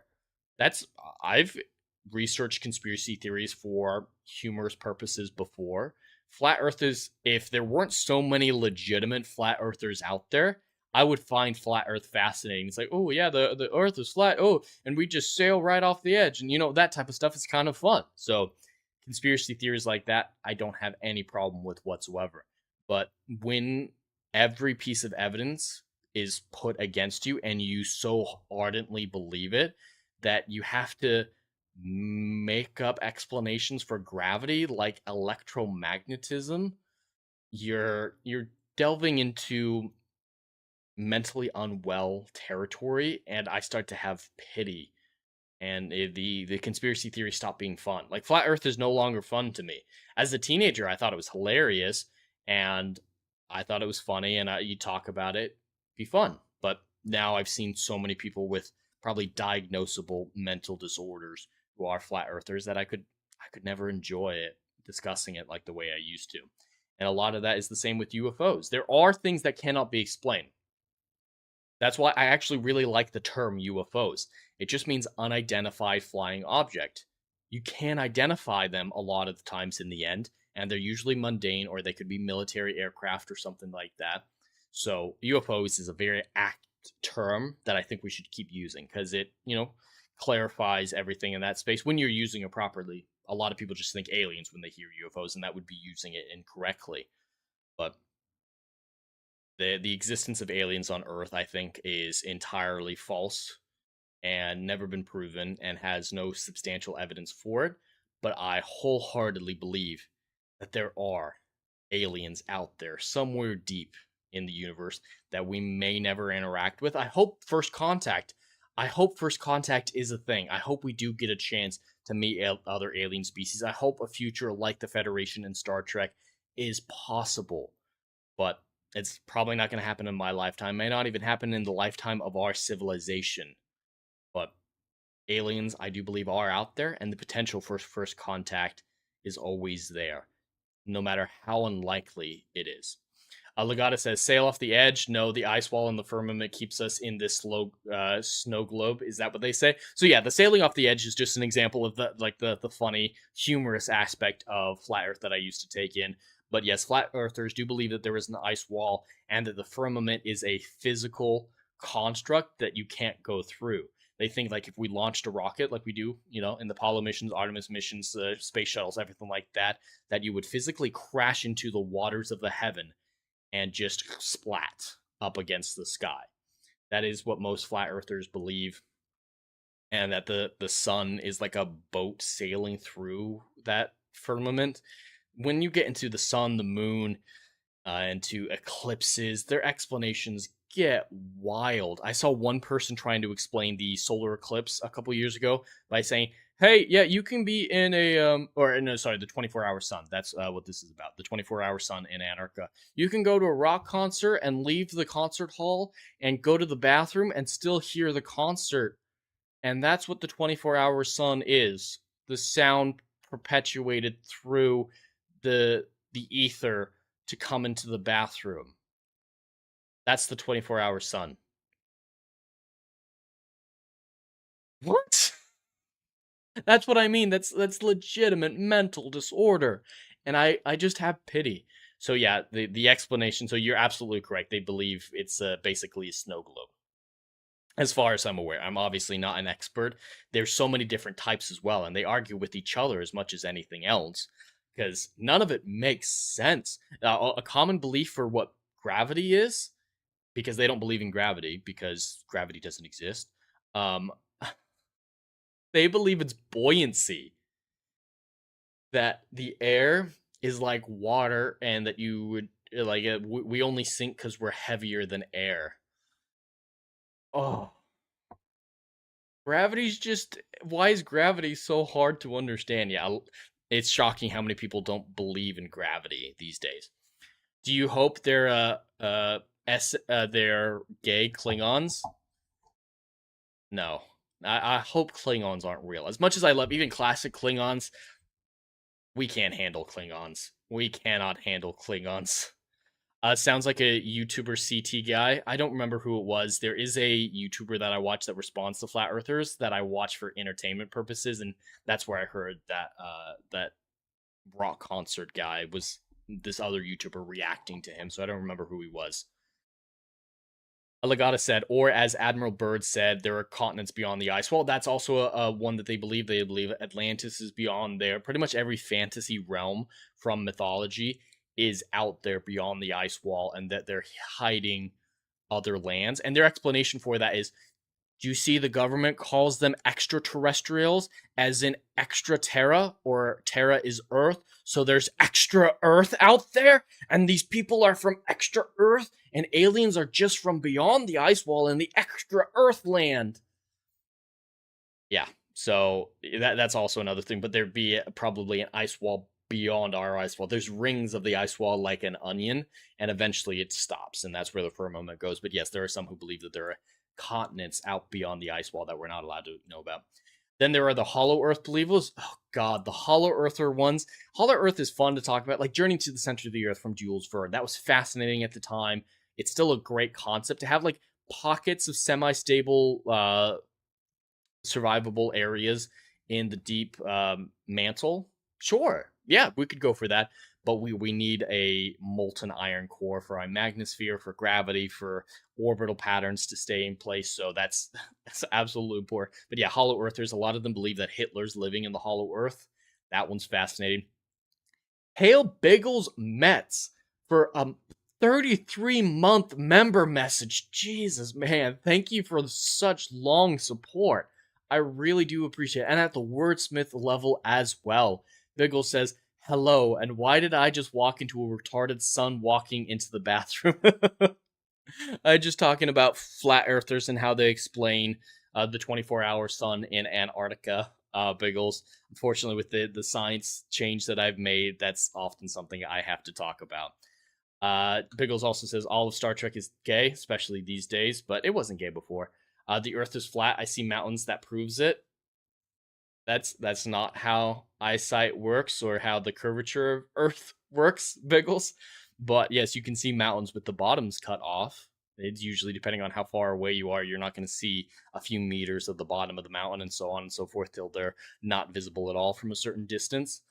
But yeah, there are people who think I can see mountains, so the Earth is flat, or the ground underneath me, I can put a construction ruler on the ground, and where I'm standing, it says it's flat, so the whole planet is flat. The problem is, when it comes down to it, the number one thing that flat earthers struggle with, that is the root of, creating all these other explanations, is they can't wrap their head around scale. When they hear flat Earth, or round Earth, they think, I should see the curvature. I should see that lamppost in front of me dipping away from me, curving away from me. They imagine the Earth the size of, I don't know, a state, a U.S. state. And if the Earth was that small, the things that they want to happen would happen. But the Earth is just so immensely large that we're not seeing the curvature. It's so huge that it's not seen on day-to-day life. Imagine an ant on the Vegas globe.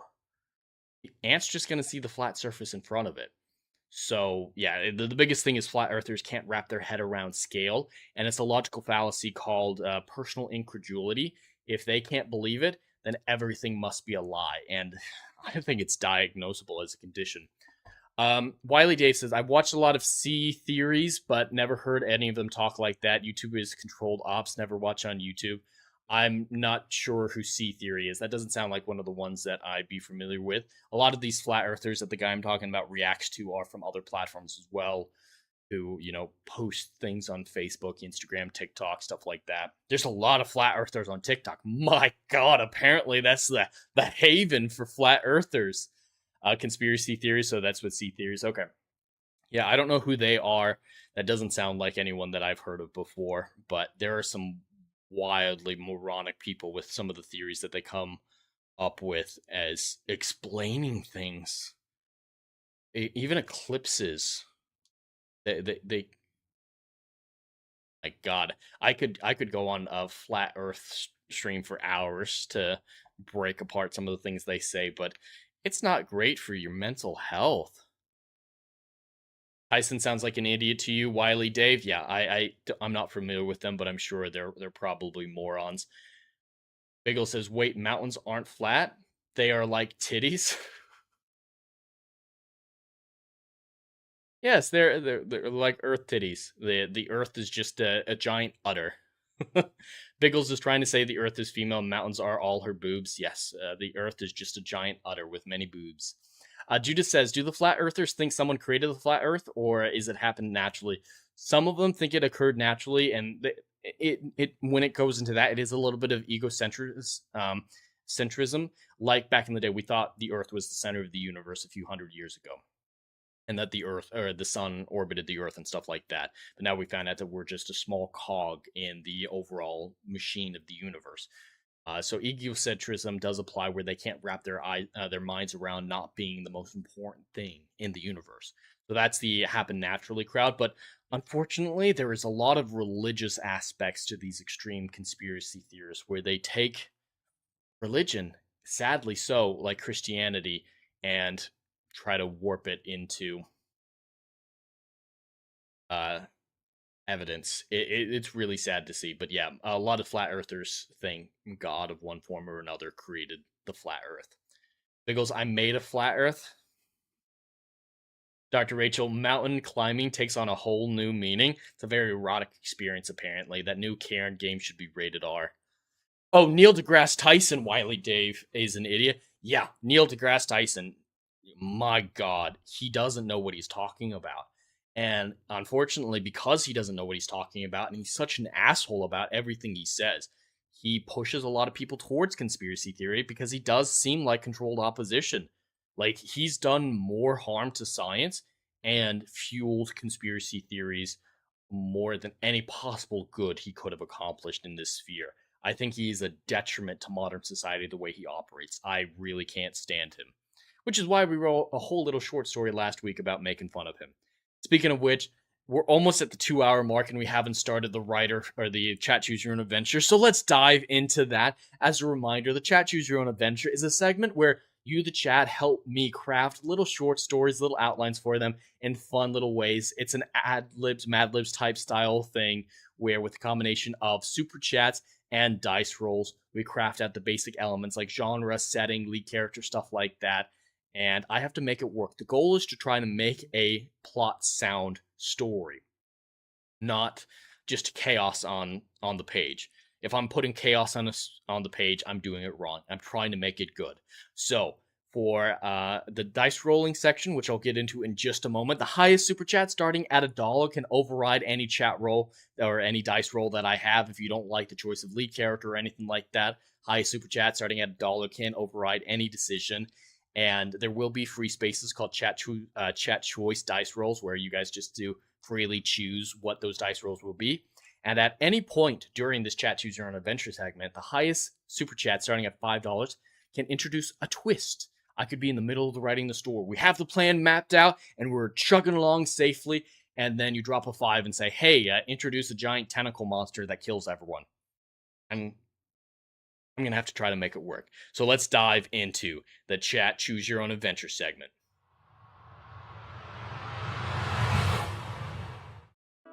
All right, just turn on the music. Let me know how the volume for that is. If it's too loud or too quiet, we'll see. Judas says, when asked about first contact, he actually said he hoped we wouldn't because we would be a galactic embarrassment.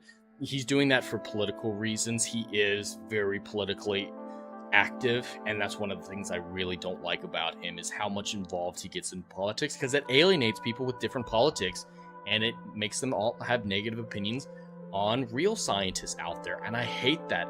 Brian Cox is what I put up as the example of what Neil deGrasse should be. He still gets a little political sometimes, but usually when he does it in a great way. Like when he went to a climate summit in Europe at one point, and Brian Cox was talking about, climate change and everything like that, which of course I have strong opinions on that aren't with the mainstream. But he said, think about it this way. As of right now, we are the only known island of sentient life in the universe. We don't know of anywhere else where life exists, especially sentient life. And meaning is a byproduct of sentience. The concept of meaning doesn't apply to a rock or a tree. They can't formulate that. They can't place meaning on things. So if the earth is destroyed, if we, go into war, climate change, whatever the reason is, if humans are exterminated, we destroy, we extinguish the only island of meaning in a vast and beautiful universe. I love that perspective. That's not getting too political. He's just saying, do a good job, politicians. And I like that perspective a lot. And he also talks about, the classic phrase, if a tree falls in the forest, does it actually make a sound? Well, of course it does. But if you apply that to the universe, it starts to get a little sad. We see the universe as a beautiful thing, the nebulas, the stars, the galaxies twirling together. A lot of people find that beautiful. But beauty is in the eye of the beholder and a byproduct of sentience. So if we extinguish ourselves, beauty in the universe, the majesty of what we can see, is extinguished as well. It gets really depressing when you think about stuff like that. And I like that perspective. He has a really great personal philosophy that I agree with. So yeah, Brian Cox is what I put up as everything Neil deGrasse should be. He's gotten a little bit more political in recent years, but not overly so. I think he's managed the line of current beliefs and stuff with real science very well. Legata says, but with all the alien abductions, gray aliens, etc., who says we have not already been visited? Just the scientific likelihood of them ever coming here is so low that, yeah, I don't think they've ever been here. Alright, yeah, how is that music volume? The song just got quieter, so I'll skip ahead. But yeah, that should be a good volume for all of you. Let me know if it's too quiet or too loud. Judas, you like Brian Cox? Yeah, Brian Cox is great. I've watched a lot of his old shows and stuff. He's great.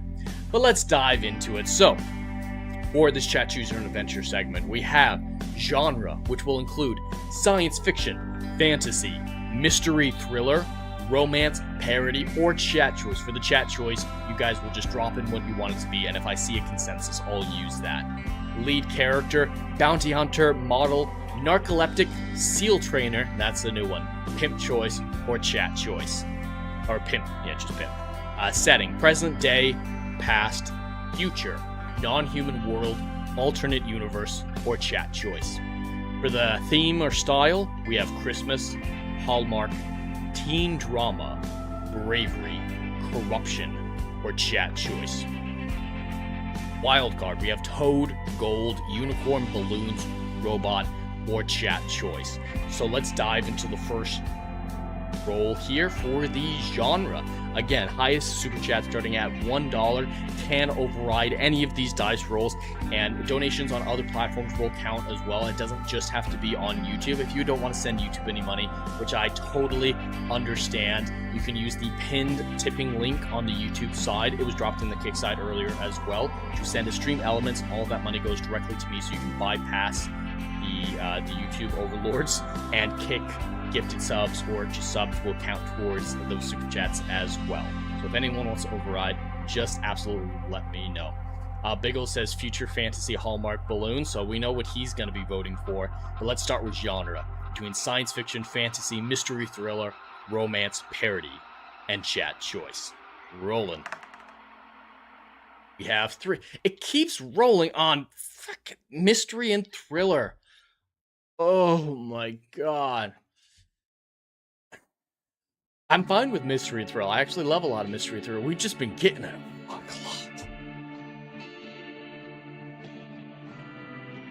Alright, for lead character, we have bounty hunter, model, narcoleptic, seal trainer, pimp, or chat choice. Let's see what the dice gods have for us. 6. Alright, the lead character will be chat choice. For all of these chat choices, it doesn't have to be any of these options. It can be literally anything you all come to a consensus about. The universe really does want me to write mystery stories for some reason. Alright, moving on to the setting, we have present day, past, future, non-human world, alternate universe, and chat choice. We have 4, a non-human world. Awesome. And we have a $2 super chat from Biggles Metz, who has chosen fantasy for the genre. Great choice. Great choice, my friend. It's been a long time since we did a fantasy short story. Wiley Dayside science fiction is the best. That's my personal favorite, but fantasy is a close second, so this will be great. Biggles wants a goat herder as the lead character, so we'll see if there's some consensus about it, or if someone sends a super chat to override, because the super chat can still override chat's consensus on it. But we have a vote for goat herder in the chat. Alright, so a fantasy about a chat choice character in a non-human world. The setting and theme, or the style and theme, we have Christmas, Hallmark, teen drama, bravery, corruption, or chat choice.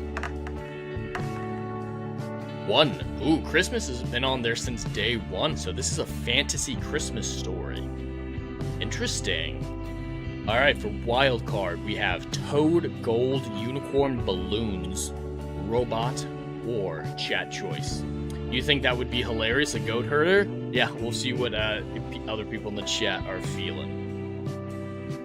I think I should turn down the music just a tiny bit. Let me know how that is for all of you. But wild card, let's roll to see what we got.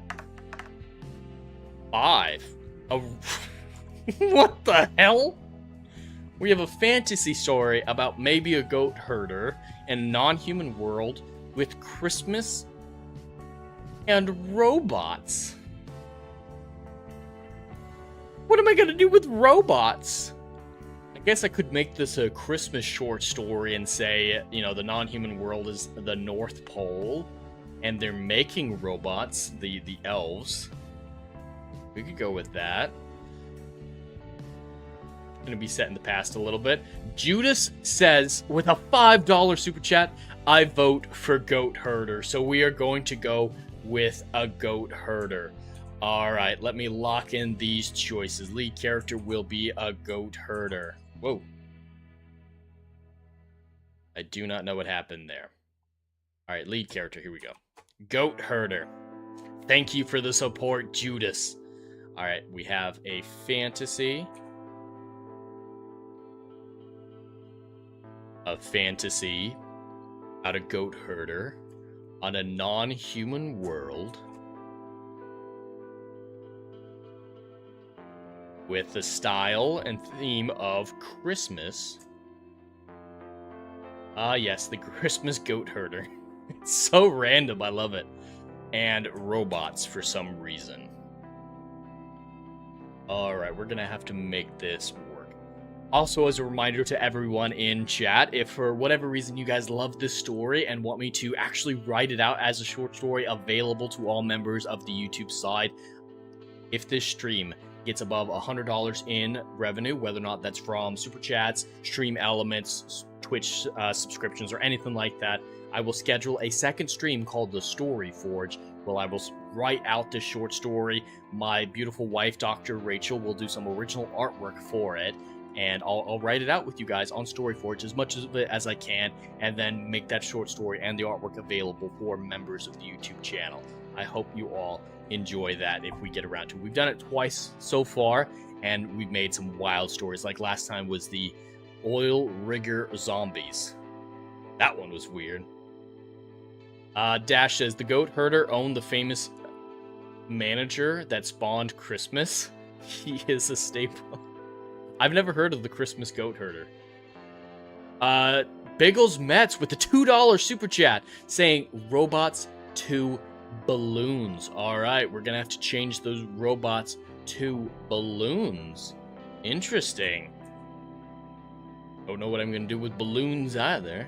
This will be fun. Alright, we have balloons now. Let me just check stream elements and kick real quick to make sure I didn't miss anything over there. I don't believe so. Perfect, perfect. Thank you so much for the support, Biggles and Judas. So, yep, we're looking good. Let me pull these notes up. All right, fantasy goat herder and a non-human world with Christmas as the theme and balloons.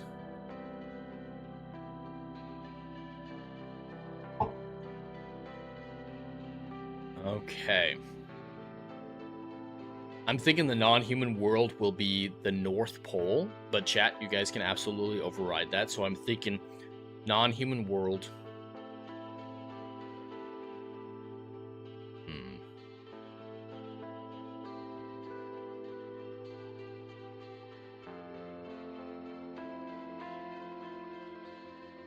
He wants ballons? Just gonna make sure that's not a real thing. Yeah. Alright. Biggles, how are we gonna make ballons a thing? Ballons.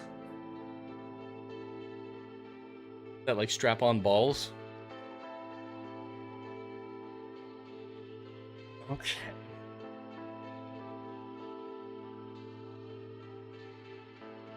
The Christmas goat herder on a non-human world. Fantasy. Do you guys want the North Pole or an original fantasy world?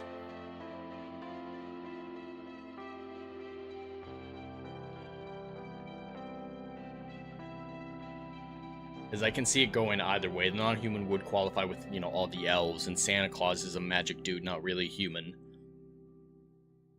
Oh, that says no human world.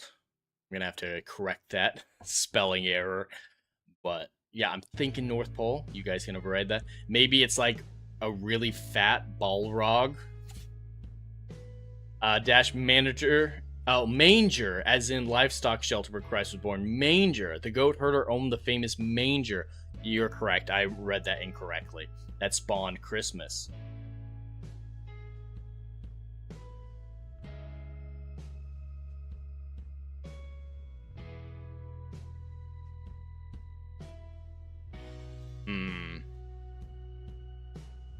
I like the idea of incorporating the manger with the goat herder.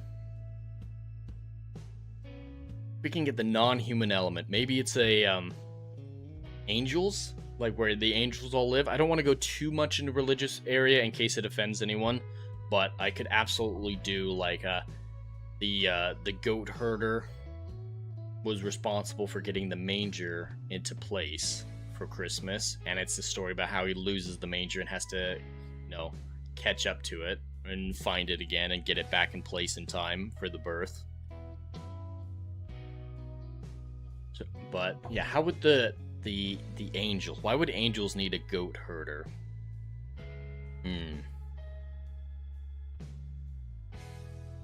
mean, angels might need to eat, not biblical angels, but in this fantasy world, angels might be like high elves in a Tolkienian fashion type thing, so they would still need to eat.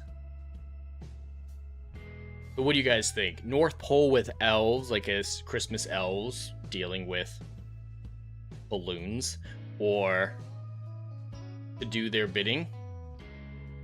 Goats to do their bidding? The bidding of the angels. So yeah, what do you guys want? The North Pole with Christmas elves, or would you guys like an angelic goat herder whose job was to get the manger in place because it's a special manger of some kind? Weeping angels, just kidding. Oh, weeping angels, including those, would always be something I'm okay with.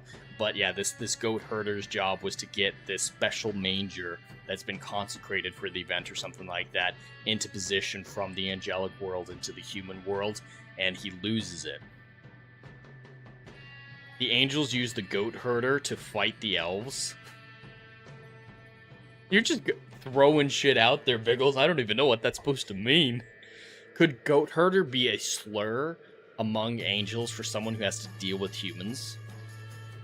I still want to go, because Judas paid for goat herder, I still want to go the route of goat herder, but if Judas likes the idea of goat herder being a slur for an angel who deals with humans, we could go in that route. We just gotta figure out the starting point, and then I can be off to the races.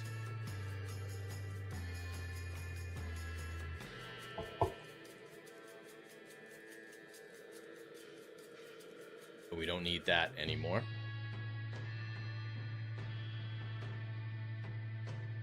What are you guys thinking?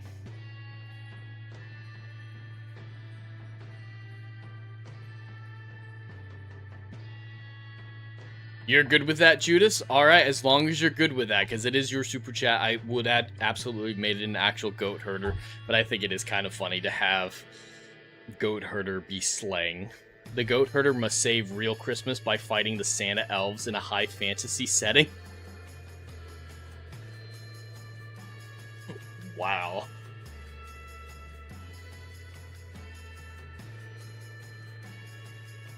The satanic Santa in a war against angels. That's just weird, Biggles. That's just weird. Dr. Rachel, I feel like the mystery part of the story is the audience's confusion in figuring it out. Luckily, we're now in fantasy and not mystery, but yeah, there's going to be a bit of a mystery that the audience has to figure out from all of this.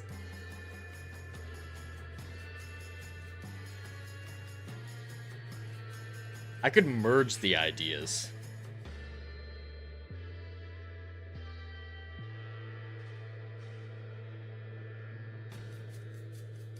What do you guys think about Santa, who's the dyslexic version of Satan, has sent one of his elf minions that are actually demons back in time to steal the manger and prevent the Christ aspect of Christmas, so it leans more towards Santa. And this goat herder, which is the type of angel who has to deal with humans. I feel like I've heard something like this before in a TV show, but I don't remember. The goat herder angel has to go back in time and rescue the manger and get it back to place in time. And it ends in this high-scale war at the North Pole between biblical angels and Santa's elves.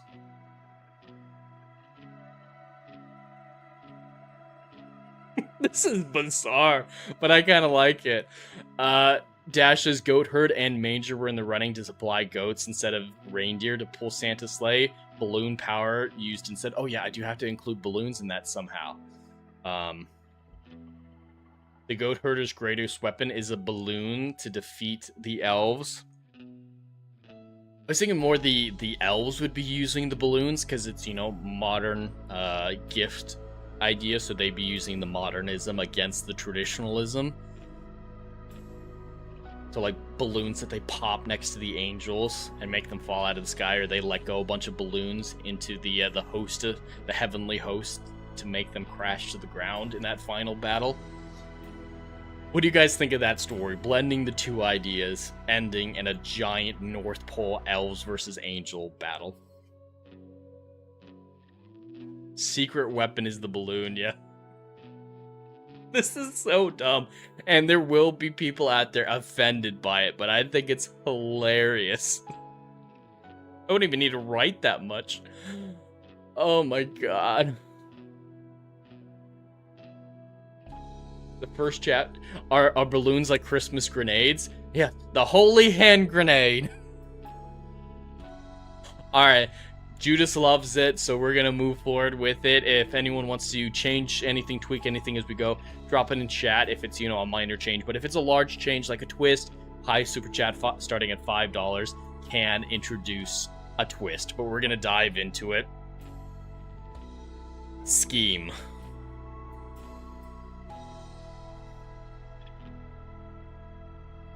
Santa is Satan. That's already been done before. Like in the Jack Black movie that I didn't see. But Santa is Satan. In the redecorated hell, North Pole looking, he's plotting to turn humanity farther from the true meaning of Christmas. Oh my god.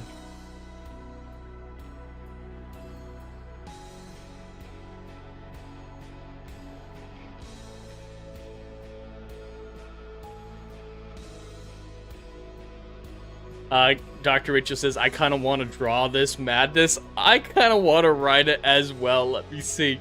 We're at, thanks to the generous donations of Biggles and Judas, we are at $9, so we're almost 10% of the way to making Story Forge happen and making this story a reality. Judas says, as you've told me before, you're not spiritual and absolutely not offended. Yeah, I know you're not offended by it. I just imagine there might be some people offended by this, but I love it. I love it. Spitballing. Awful ideas like cocaine in children's candy for stockings. Alright, don't need two T's for that. What's another crazy idea that he could come up with? And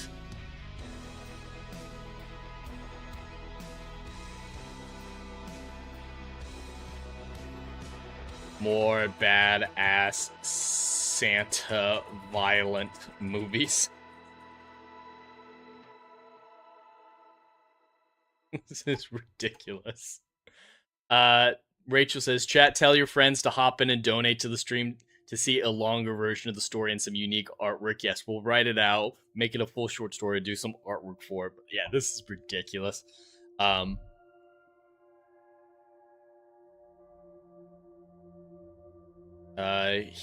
He can hear. the crying of a baby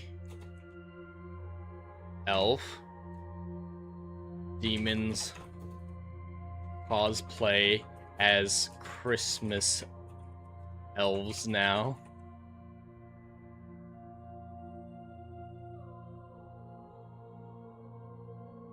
Dash the offended people, you had me at Christmas. I guess you could see this as a pretty positive view of Christmas from a religious standpoint. It's all about getting back to the true meaning of Christmas.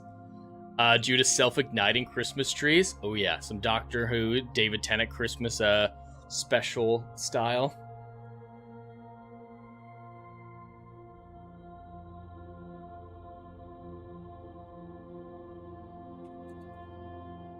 Light bulb goes off. Santa rushes to the baby. Classic red skin and horned baby with a green elf hat and candy cane socks.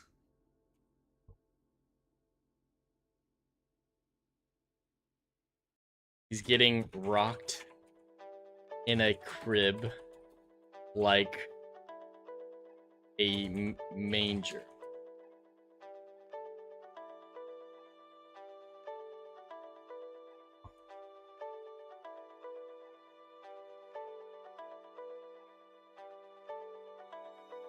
If Santa can steal the manger,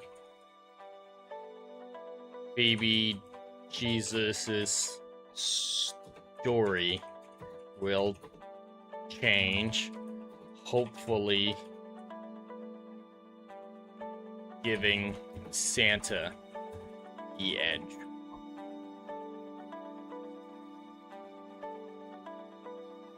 Alright, do we have everything? Yeah, fantasy, goat herd, non-human world, Christmas. Yep, we do have it all. Alright, building.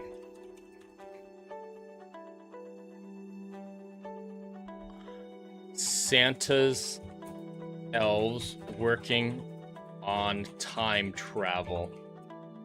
The workshop has stopped making gaseous balloons and exploding Christmas trees. Self-igniting, I'll do that, just like you said, Judas. Self-igniting, setting it up for the final battle. Christmas trees to focus on the, we'll call it the war workshop. Failed attempts. Elves show up in random parts of history, becoming gnome, elf, goblin, etc. lore from history. Just closing the loop, the time travel loop. Finally gets it.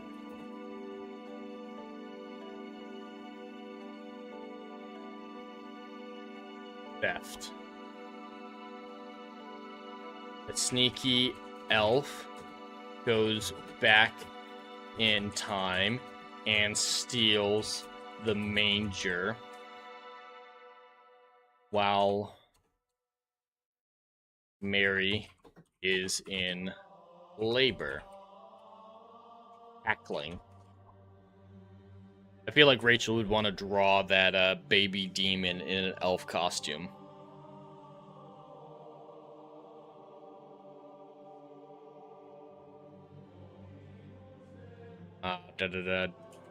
Disaster.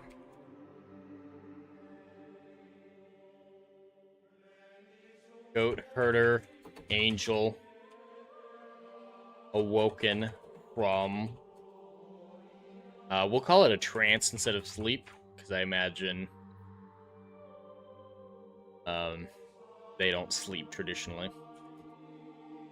Something has gone wrong on Earth.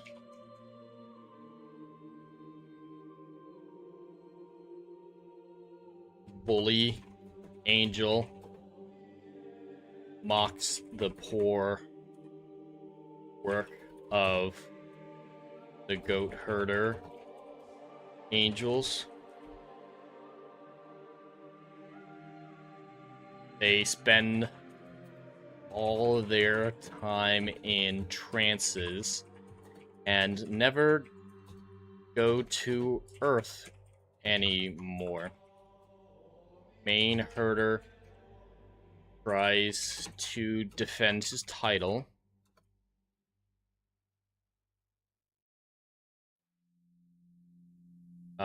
Say he's a godly emissary, not a goat herder.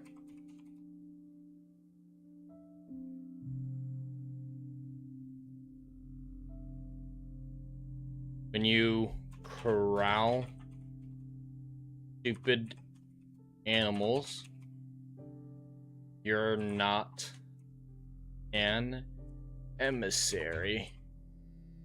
Alright, getting in the origin of goat herder.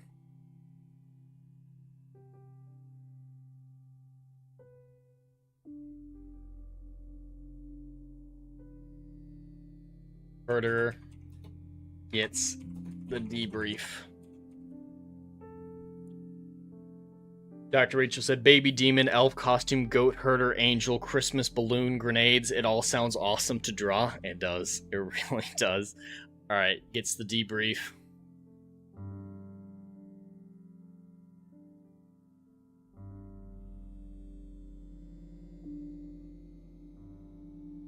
No one knows the meaning of Christmas anymore. It was renamed, what should we have it be renamed to? It was renamed Santa Balls. Biggles Mets with a $5 super chat says, whenever the goat herder attacks with his goat herder staff, whoever he hits becomes a balloon and then pops. Okay, that's where the balloons are going to come in. We'll do it like that. I can see where that can be that could be useful. All right, it was renamed Santa's Balls.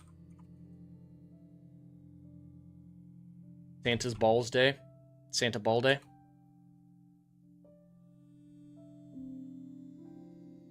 We'll call it Santa Ball Day.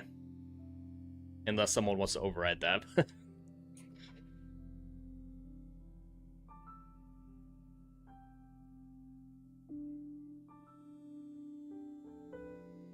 The nativity.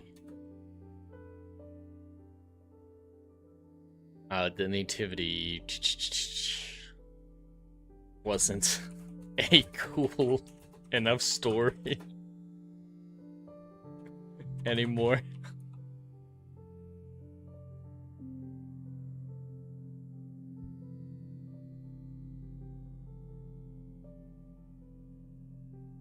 Alright, angels can time travel. That's like it is in Supernatural. Gets his magic. What is it called? A shepherd's crook? It was bestowed upon. Oh, okay, so he doesn't have it yet. Alright, so I won't include the crook here yet, Biggles. He'll grab it from one of the shepherds coming to see Jesus and makes it magical or something. I can make that work. Angels can time travel. Herder goes to stop the elf thief. Appears on a hill above. I can spell, chat. I swear to God, I can spell.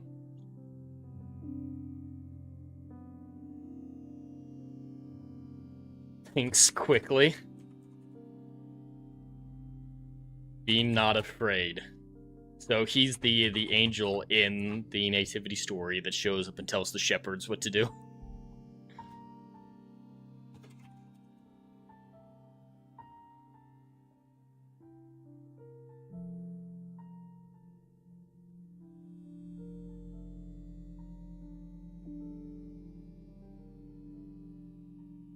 Alright, he's going to imbue it with power here.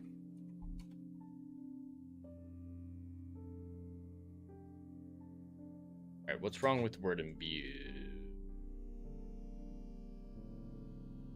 Alright, imbues it with power.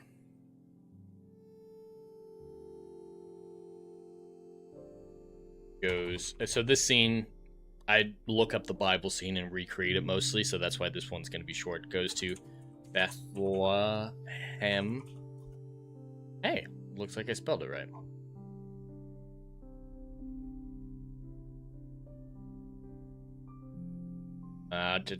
Restoration.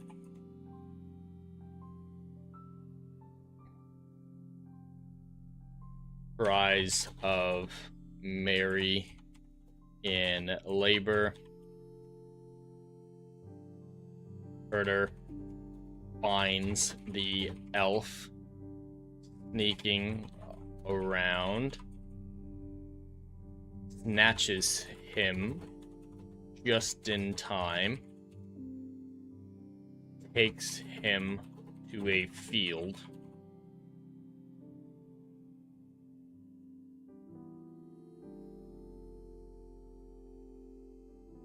to fight. The elf is too fast to hit with his staff.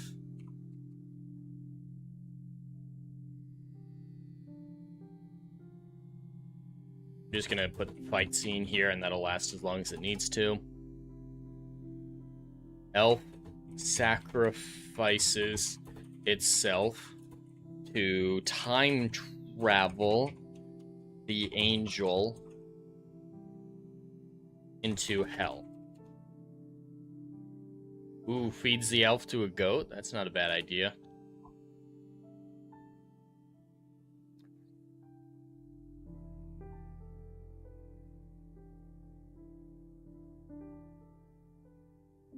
The time travel device on the elf.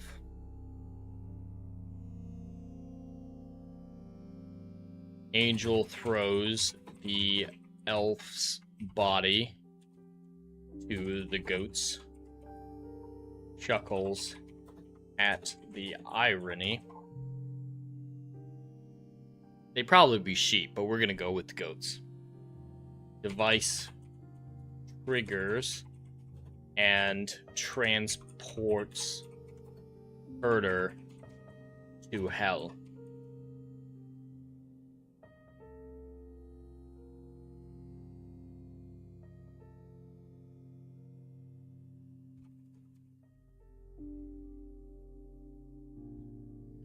The herder finds himself alone in a Christmassy North Pole. I love the idea that Satan is, making Christmas different and whatnot.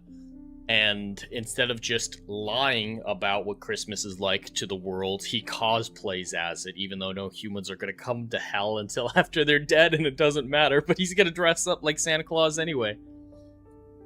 The hosts of Santa's armies are near. Hell magic will just, say hell magic restricts his ability to leave. Summons all his strength to fight the hordes of elf demons attack. Strikes from his staff, turn elves into balloons that pop bloodlessly. He's an angel. He doesn't want to be too graphic. The devil has the ability to assume a pleasing shape. It's true. It's true. It's just funny that he does that in his own time is what I mean. Like, he's not doing it for humanity's benefit. He's just doing it anyway. Elf demons attack. I just want to make sure I'm not missing anything. So we have fantasy, goat herder, non-human world, Christmas balloons. Perfect. So it's just the battle that's left.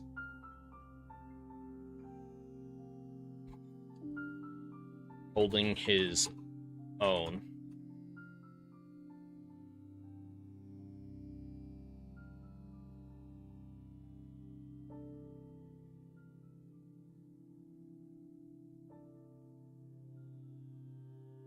Santa's Claus. We're going to call it that. We're going to go with that.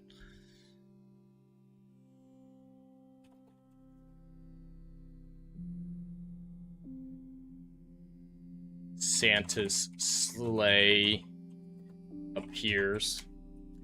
He ho-ho-hos.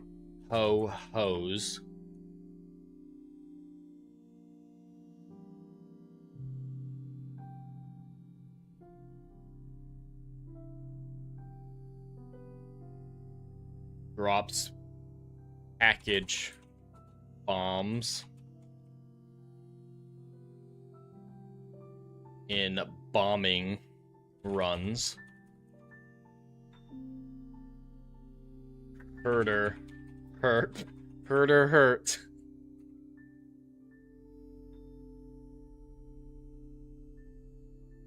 Elves bombard him with burning Christmas trees. He's losing.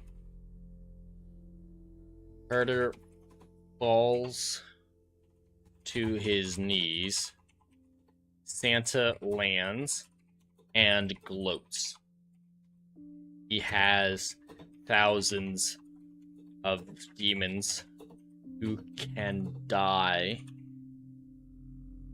going back to destroy the Christ in Christmas. Angels cannot win when he has time travel now.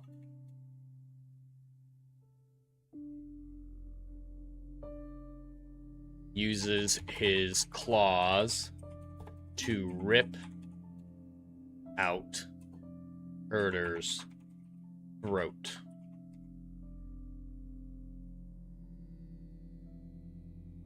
Angel Herder dying for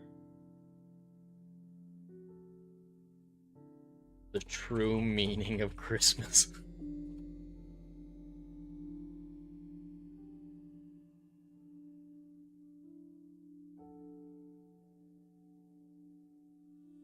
He uses all his strength to breach walls of hell.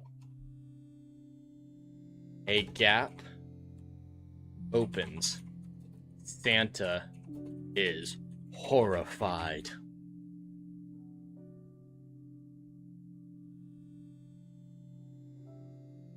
Biggles Metz for a $5 super chat says, throw in a random dog girl to help out the goat herder. A dog girl? Oh. Fine. I have to.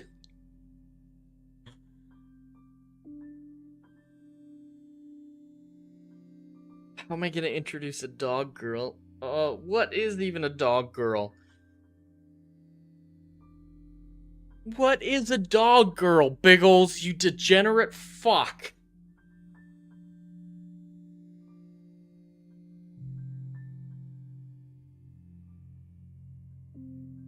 This is what I knew was gonna happen with the $5 tier, but damn, what do I even do with that? You gotta explain, man. What is a dog girl? Is it a girl with a dog's head? Is it just a female dog? A bitch? What am I working with so I get it done correctly? I am not a degenerate, so I don't know what it is. You will send me a picture of one from an anime. Oh god. You sending it on text or Twitter? Probably Twitter would be better. Alright, so whatever it looks like, how is it going to be here? The Christmas dog girl from God.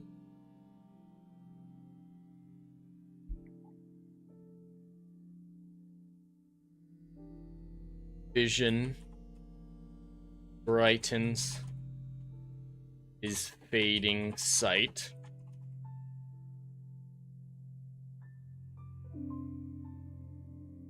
God helping him and has sent a messenger.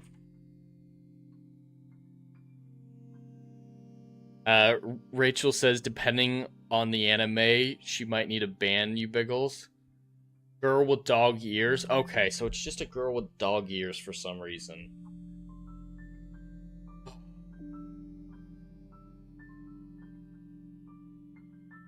Okay, he sent it to me in text. Let me take a look at it. Dash says, like those Budweiser Dalmatians that ride the beer sleighs for commercials.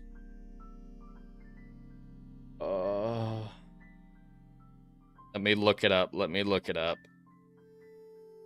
I'm a little worried about what I've seen. Okay, yeah, it's just a girl with dog ears for some reason. I don't understand why I'm doing this, but I'm gonna do it. Gotta do it. That's the rules. I have agreed to this. Sorry, I dropped my phone. Oh, the one I sent you also has a tail. Alright, ears and tails is fine. Alright, he sent a messenger. Oh, I just saw some Doctor Who news. I need to look at that later. I don't know if it's real or not. But, alright. Sends a messenger. A dog girl. A girl with dog ears and a tail.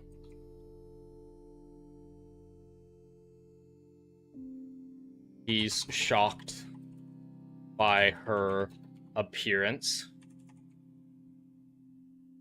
She's an incorporeal angel class that only delivers deathbed messages.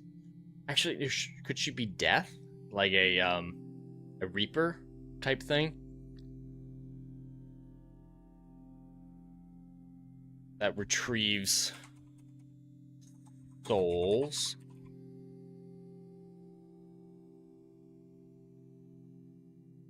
At any point in history as that culture's Grim Reaper. Just came back from ancient Egypt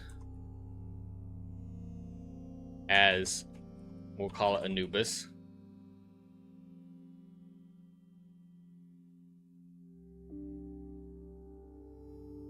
Egypt as Anubis. Judas says, there were actually legends of dog-headed people around the time of Christ. There's a dog-headed icon of Saint Christopher in Greek Orthodox Church. Really? I don't know enough about that to really incorporate that, but that is really interesting. I think I'm going to go with this Anubis route, just because it's easier.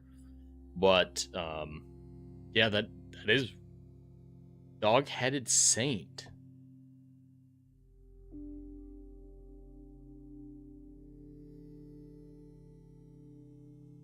She got caught mid transformation. Here to retrieve his soul. Unless he wants to do something else.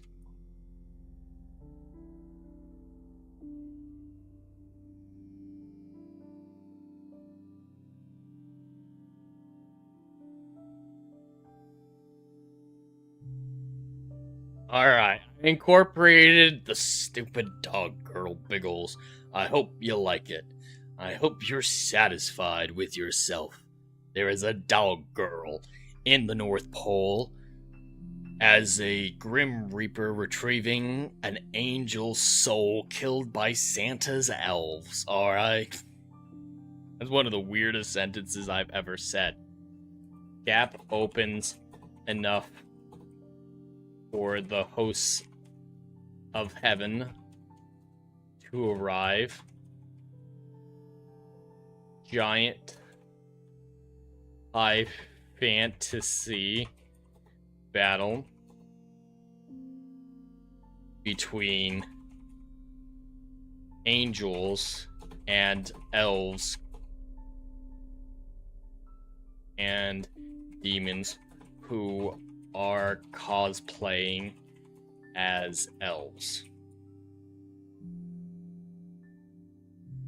Balloon grenades and other toy Christmassy items are weapons. This shit is hilarious, Pickles. I'm glad. That's the point of this, but damn, this is in the weirdest territory we've ever gone. A grenade. Where I can spell. I swear I can. Just me. Alright, and I've crossed off all the checkpoints, all the, dice rolls. I've satisfied all the super chats up to this point, so I'm just gonna go epic battle. Santa is defeated,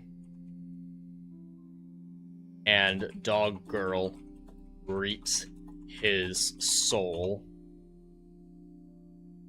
Satan is vanquished, and evil is destroyed. Now there is only one Christmas. The true meaning of Christmas.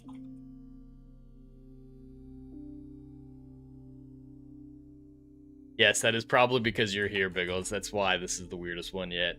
Alright, and then in the epilogue, we'll just call it Birth. The angels covered in elf pieces go back to watch the nativity. I spelled that wrong.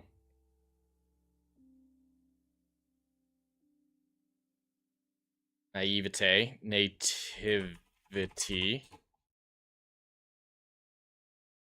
Baby Jesus laid into the manger.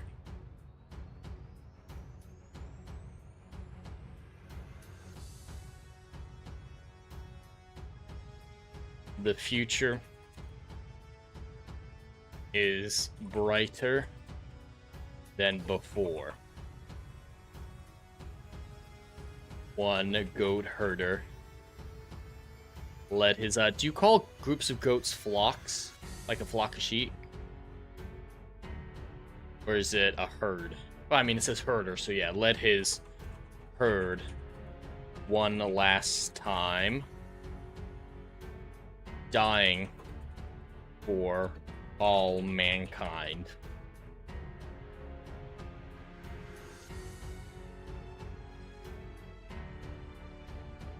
And that's the happily ever after. I need a fucking drink after that.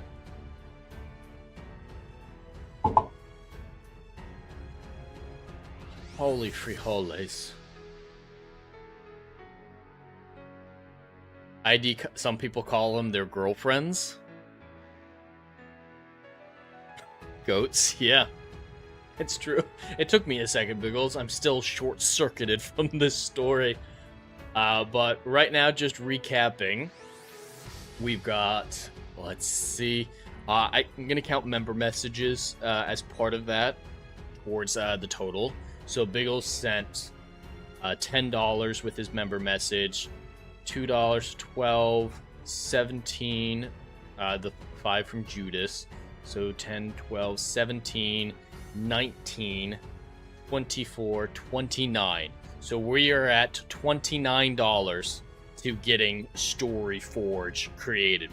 This week's Chat Choose Your Own Adventure is the story of Santa Claus, who is Satan, who created Santa Claus to steal Christmas from its true meaning, the birth of Christ. His elves are actually demons in cosplay, and he's doing everything he can to distract humanity from the true meaning of Christmas. He's had many schemes in the past, but he finally develops time travel, and he sends one of his elves, demons in disguise, into ancient Israel to steal the manger out from beneath baby Jesus and destroy the story of the Nativity. This reshapes history, diminishing the value of Christianity. Its story never spreads. So Santa Claus is all that Christmas is. The newly created Santa Ball's Day is the only holiday of note in December. The angels react, sending their goat herder, which is a slang term for an angel who deals with humans, back in time to stop this elf. In the fight, he's taken to the North Pole, which is hell. He stands bravely against the hosts of the devil, falling upon the field, giving his last breath to bring in the hosts of heaven. And in this war between Santa's elves and the angels of heaven, heaven triumphs, defeating all evil and restoring Christmas to its true meaning. Jesus Christ, I said that. Oh, and by the way, there's a dog girl reaper who's in there suddenly. Judas with a 75 super chat saying, "How could I not?" Dr. H was Judas with the save. Judas, there's a goat in my name, so I have to. Holy shit, Biggles is right. Holy shit. Oh my god. What is this?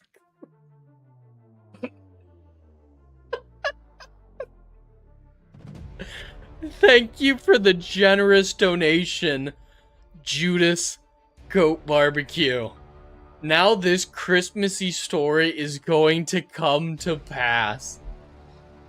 This will be a real short story that I will write on stream for all of you, and then will be available to all members. Dash says, just as Jed was feeling relief he wouldn't have to expound upon that, I was feeling a little bit of relief. Damn. Story time, Biggles. Yes. So, Story Forge, I'm gonna need a little bit of prep time to outline all this out. Hopefully this is a short story, shorter than the last ones, but I said that about the zombie rigger story, and that turned into something a lot bigger than I had planned. Dr. Rachel, I love this chat. I love it as well. This is insane. So, I need a little bit of time to prepare. Rachel needs a little bit of time to prepare. Story Forge might be tomorrow, or it might be Sunday after Roundtable. We'll see exactly when it is. I'll come prepared. I'll schedule it. I'll let you all know when it's going to be, when I'm going to write out this story. And I probably won't finish it. I've never been able to finish it on an actual stream before.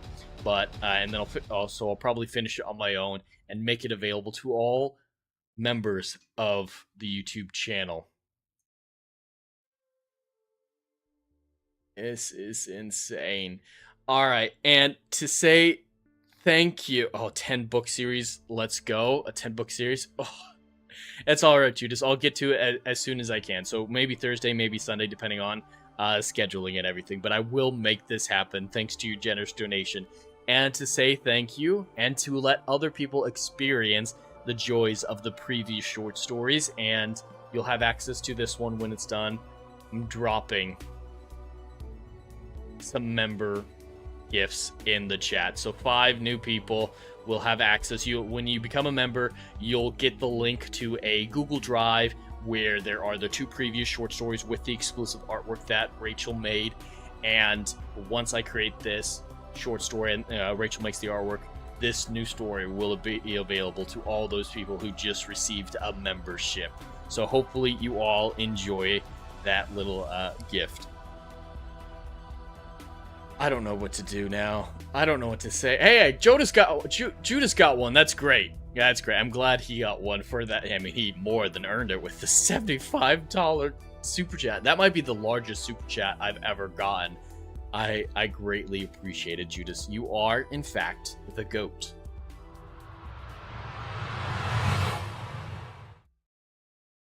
I'm going to have to map this out. I'm going to have to figure it out, see what we can make of this story. I love it. This is wild. This is crazy. I still think the plot is relatively sound, so I'm more than happy to make this story a reality. I think we're going to have a great time with it. Let me turn down my volume. I think I was peaking a little bit there. But yeah, we're going to make it happen. It might happen tomorrow night if I can get the outline done in time, the Story Forge stream, or probably Sunday night. We'll see. I do have to figure out, I might have a job interview tomorrow, so scheduling around that, the other streams as well. And I do want a game stream sometime in the next couple days, so we'll see when it's going to be, but I'll keep you all apprised. Keep tabs on the post section of this channel on the YouTube side to be notified when I make those decisions. I usually like to throw those updates out to all of you through the post section, and we'll get it done. I hope Judas can make it, and I hope he enjoys the final product, because this is probably the wildest story we've ever created. And that's really saying something considering the Cthulhu erotica that we made a few weeks ago. Dr. Rachel says, welcome new members. You now have access to previous stories made and artwork. Yes, and I hope you all enjoy it. That brings us to the end of this show, however, and the end of Chat Choose Your Own Adventure. This segment has been a great thing for my channel. I greatly enjoy it, and it highlights Plotter in a more diegetic way than the ad, but I do still need to include the ad. So this is the point where we'll be hearing a quick word from the sponsor of today's stream, Plotter. This video is sponsored by Plotter. Every writer knows the drill. Staring at a blank page, characters ghosting you mid-plot, timelines unraveling like a bad sweater. That endless loop of what happens next, sucking the joy out of your story. I lived it. Outlines and chaos, competing storylines driving me mad. For the longest time, my notes were thick, blocked-out paragraphs, and my outlines were never-ending bullet points that stretched for more pages than my first drafts. Then I found Plotter, my plotting lifeline. Visual timelines that snap into place, drag-and-drop scenes to tame the wildest arcs, character sheets that keep everyone on track. It turned my latest novel, a 200,000-word juggernaut, with multiple character perspectives and solar systems worth of lore, into an easy-to-understand, trackable project, complete with the series Bible, multi-track storylines, and lore documents that make world-building a breeze. And check out their latest feature, a seamless note-taking system for all those story and character ideas that don't have a home yet. Available for free to all users of the Plotter app.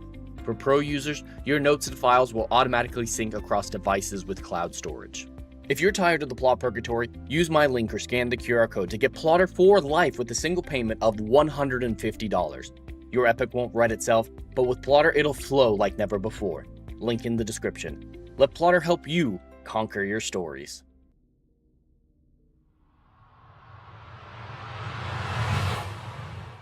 And with that, we've come to the end of the stream. Thank you all so much for watching, whether or not it was on the YouTube side or the Kick side. Thank you to Dr. Rachel, Dash, Wiley, Dave, let me see, and everybody else chatting or lurking in both channels. It's greatly appreciated. And of course, thank you so much to Biggles Mets and Judas for the kind donations and contributions to the story today. I greatly appreciate you all. You're keeping the lights on here, and you have all my gratitude for that. For this week coming up, like I've said already, I'm going to try to game tonight or tomorrow night, whatever I get a chance to, get in Storyforge tomorrow night or Sunday. We'll see how it all works out. Tomorrow, I do have the review of Starfleet Academy Episode 7. That'll be out sometime tomorrow afternoon with the Starfleet Academy review stream this Saturday at 6 p.m. Eastern, where Adam the Renaissance Nerd, Dermy Wormy, Brad Duke Devil 95, and myself will break down this episode. So tune into that. After that, the recorded edition of this week's Saturday Night Drive-In will drop. We're going to be reviewing, what film is it going to be? Mrs. Doubtfire. That's right. We're going to be talking about Mrs. Doubtfire this Saturday night. Then, of course, Storyforge if it's on Sunday. And Rider Flight will be back into its normal spot this Sunday at 2 p.m. Eastern with Jump Space later on that night at 7:30 p.m. I hope you enjoy those streams. If you get a chance to check them out, stay tuned and turn on the notification bell to get updates on all of that and see if there are any changes. And of course, the post tab will have updates to any of that coming up. Dash says George Lucas, Dog Girl is the key to all of this. I mean, it's all poetry. It rhymes. Dr. Rachel, thank you everyone who made this story happen with your contributions. I appreciate it. Yes, absolutely. Biggles Mets, Random Dog Girl, Balloon Changing Weapons. Yes, the balloon popping is strange, but it works with the style of this. But that's all that I have for today. So if you enjoyed this stream, please consider liking, sharing, and subscribing. The more support this channel gets, the closer we are to publishing the Endless Frontier novels.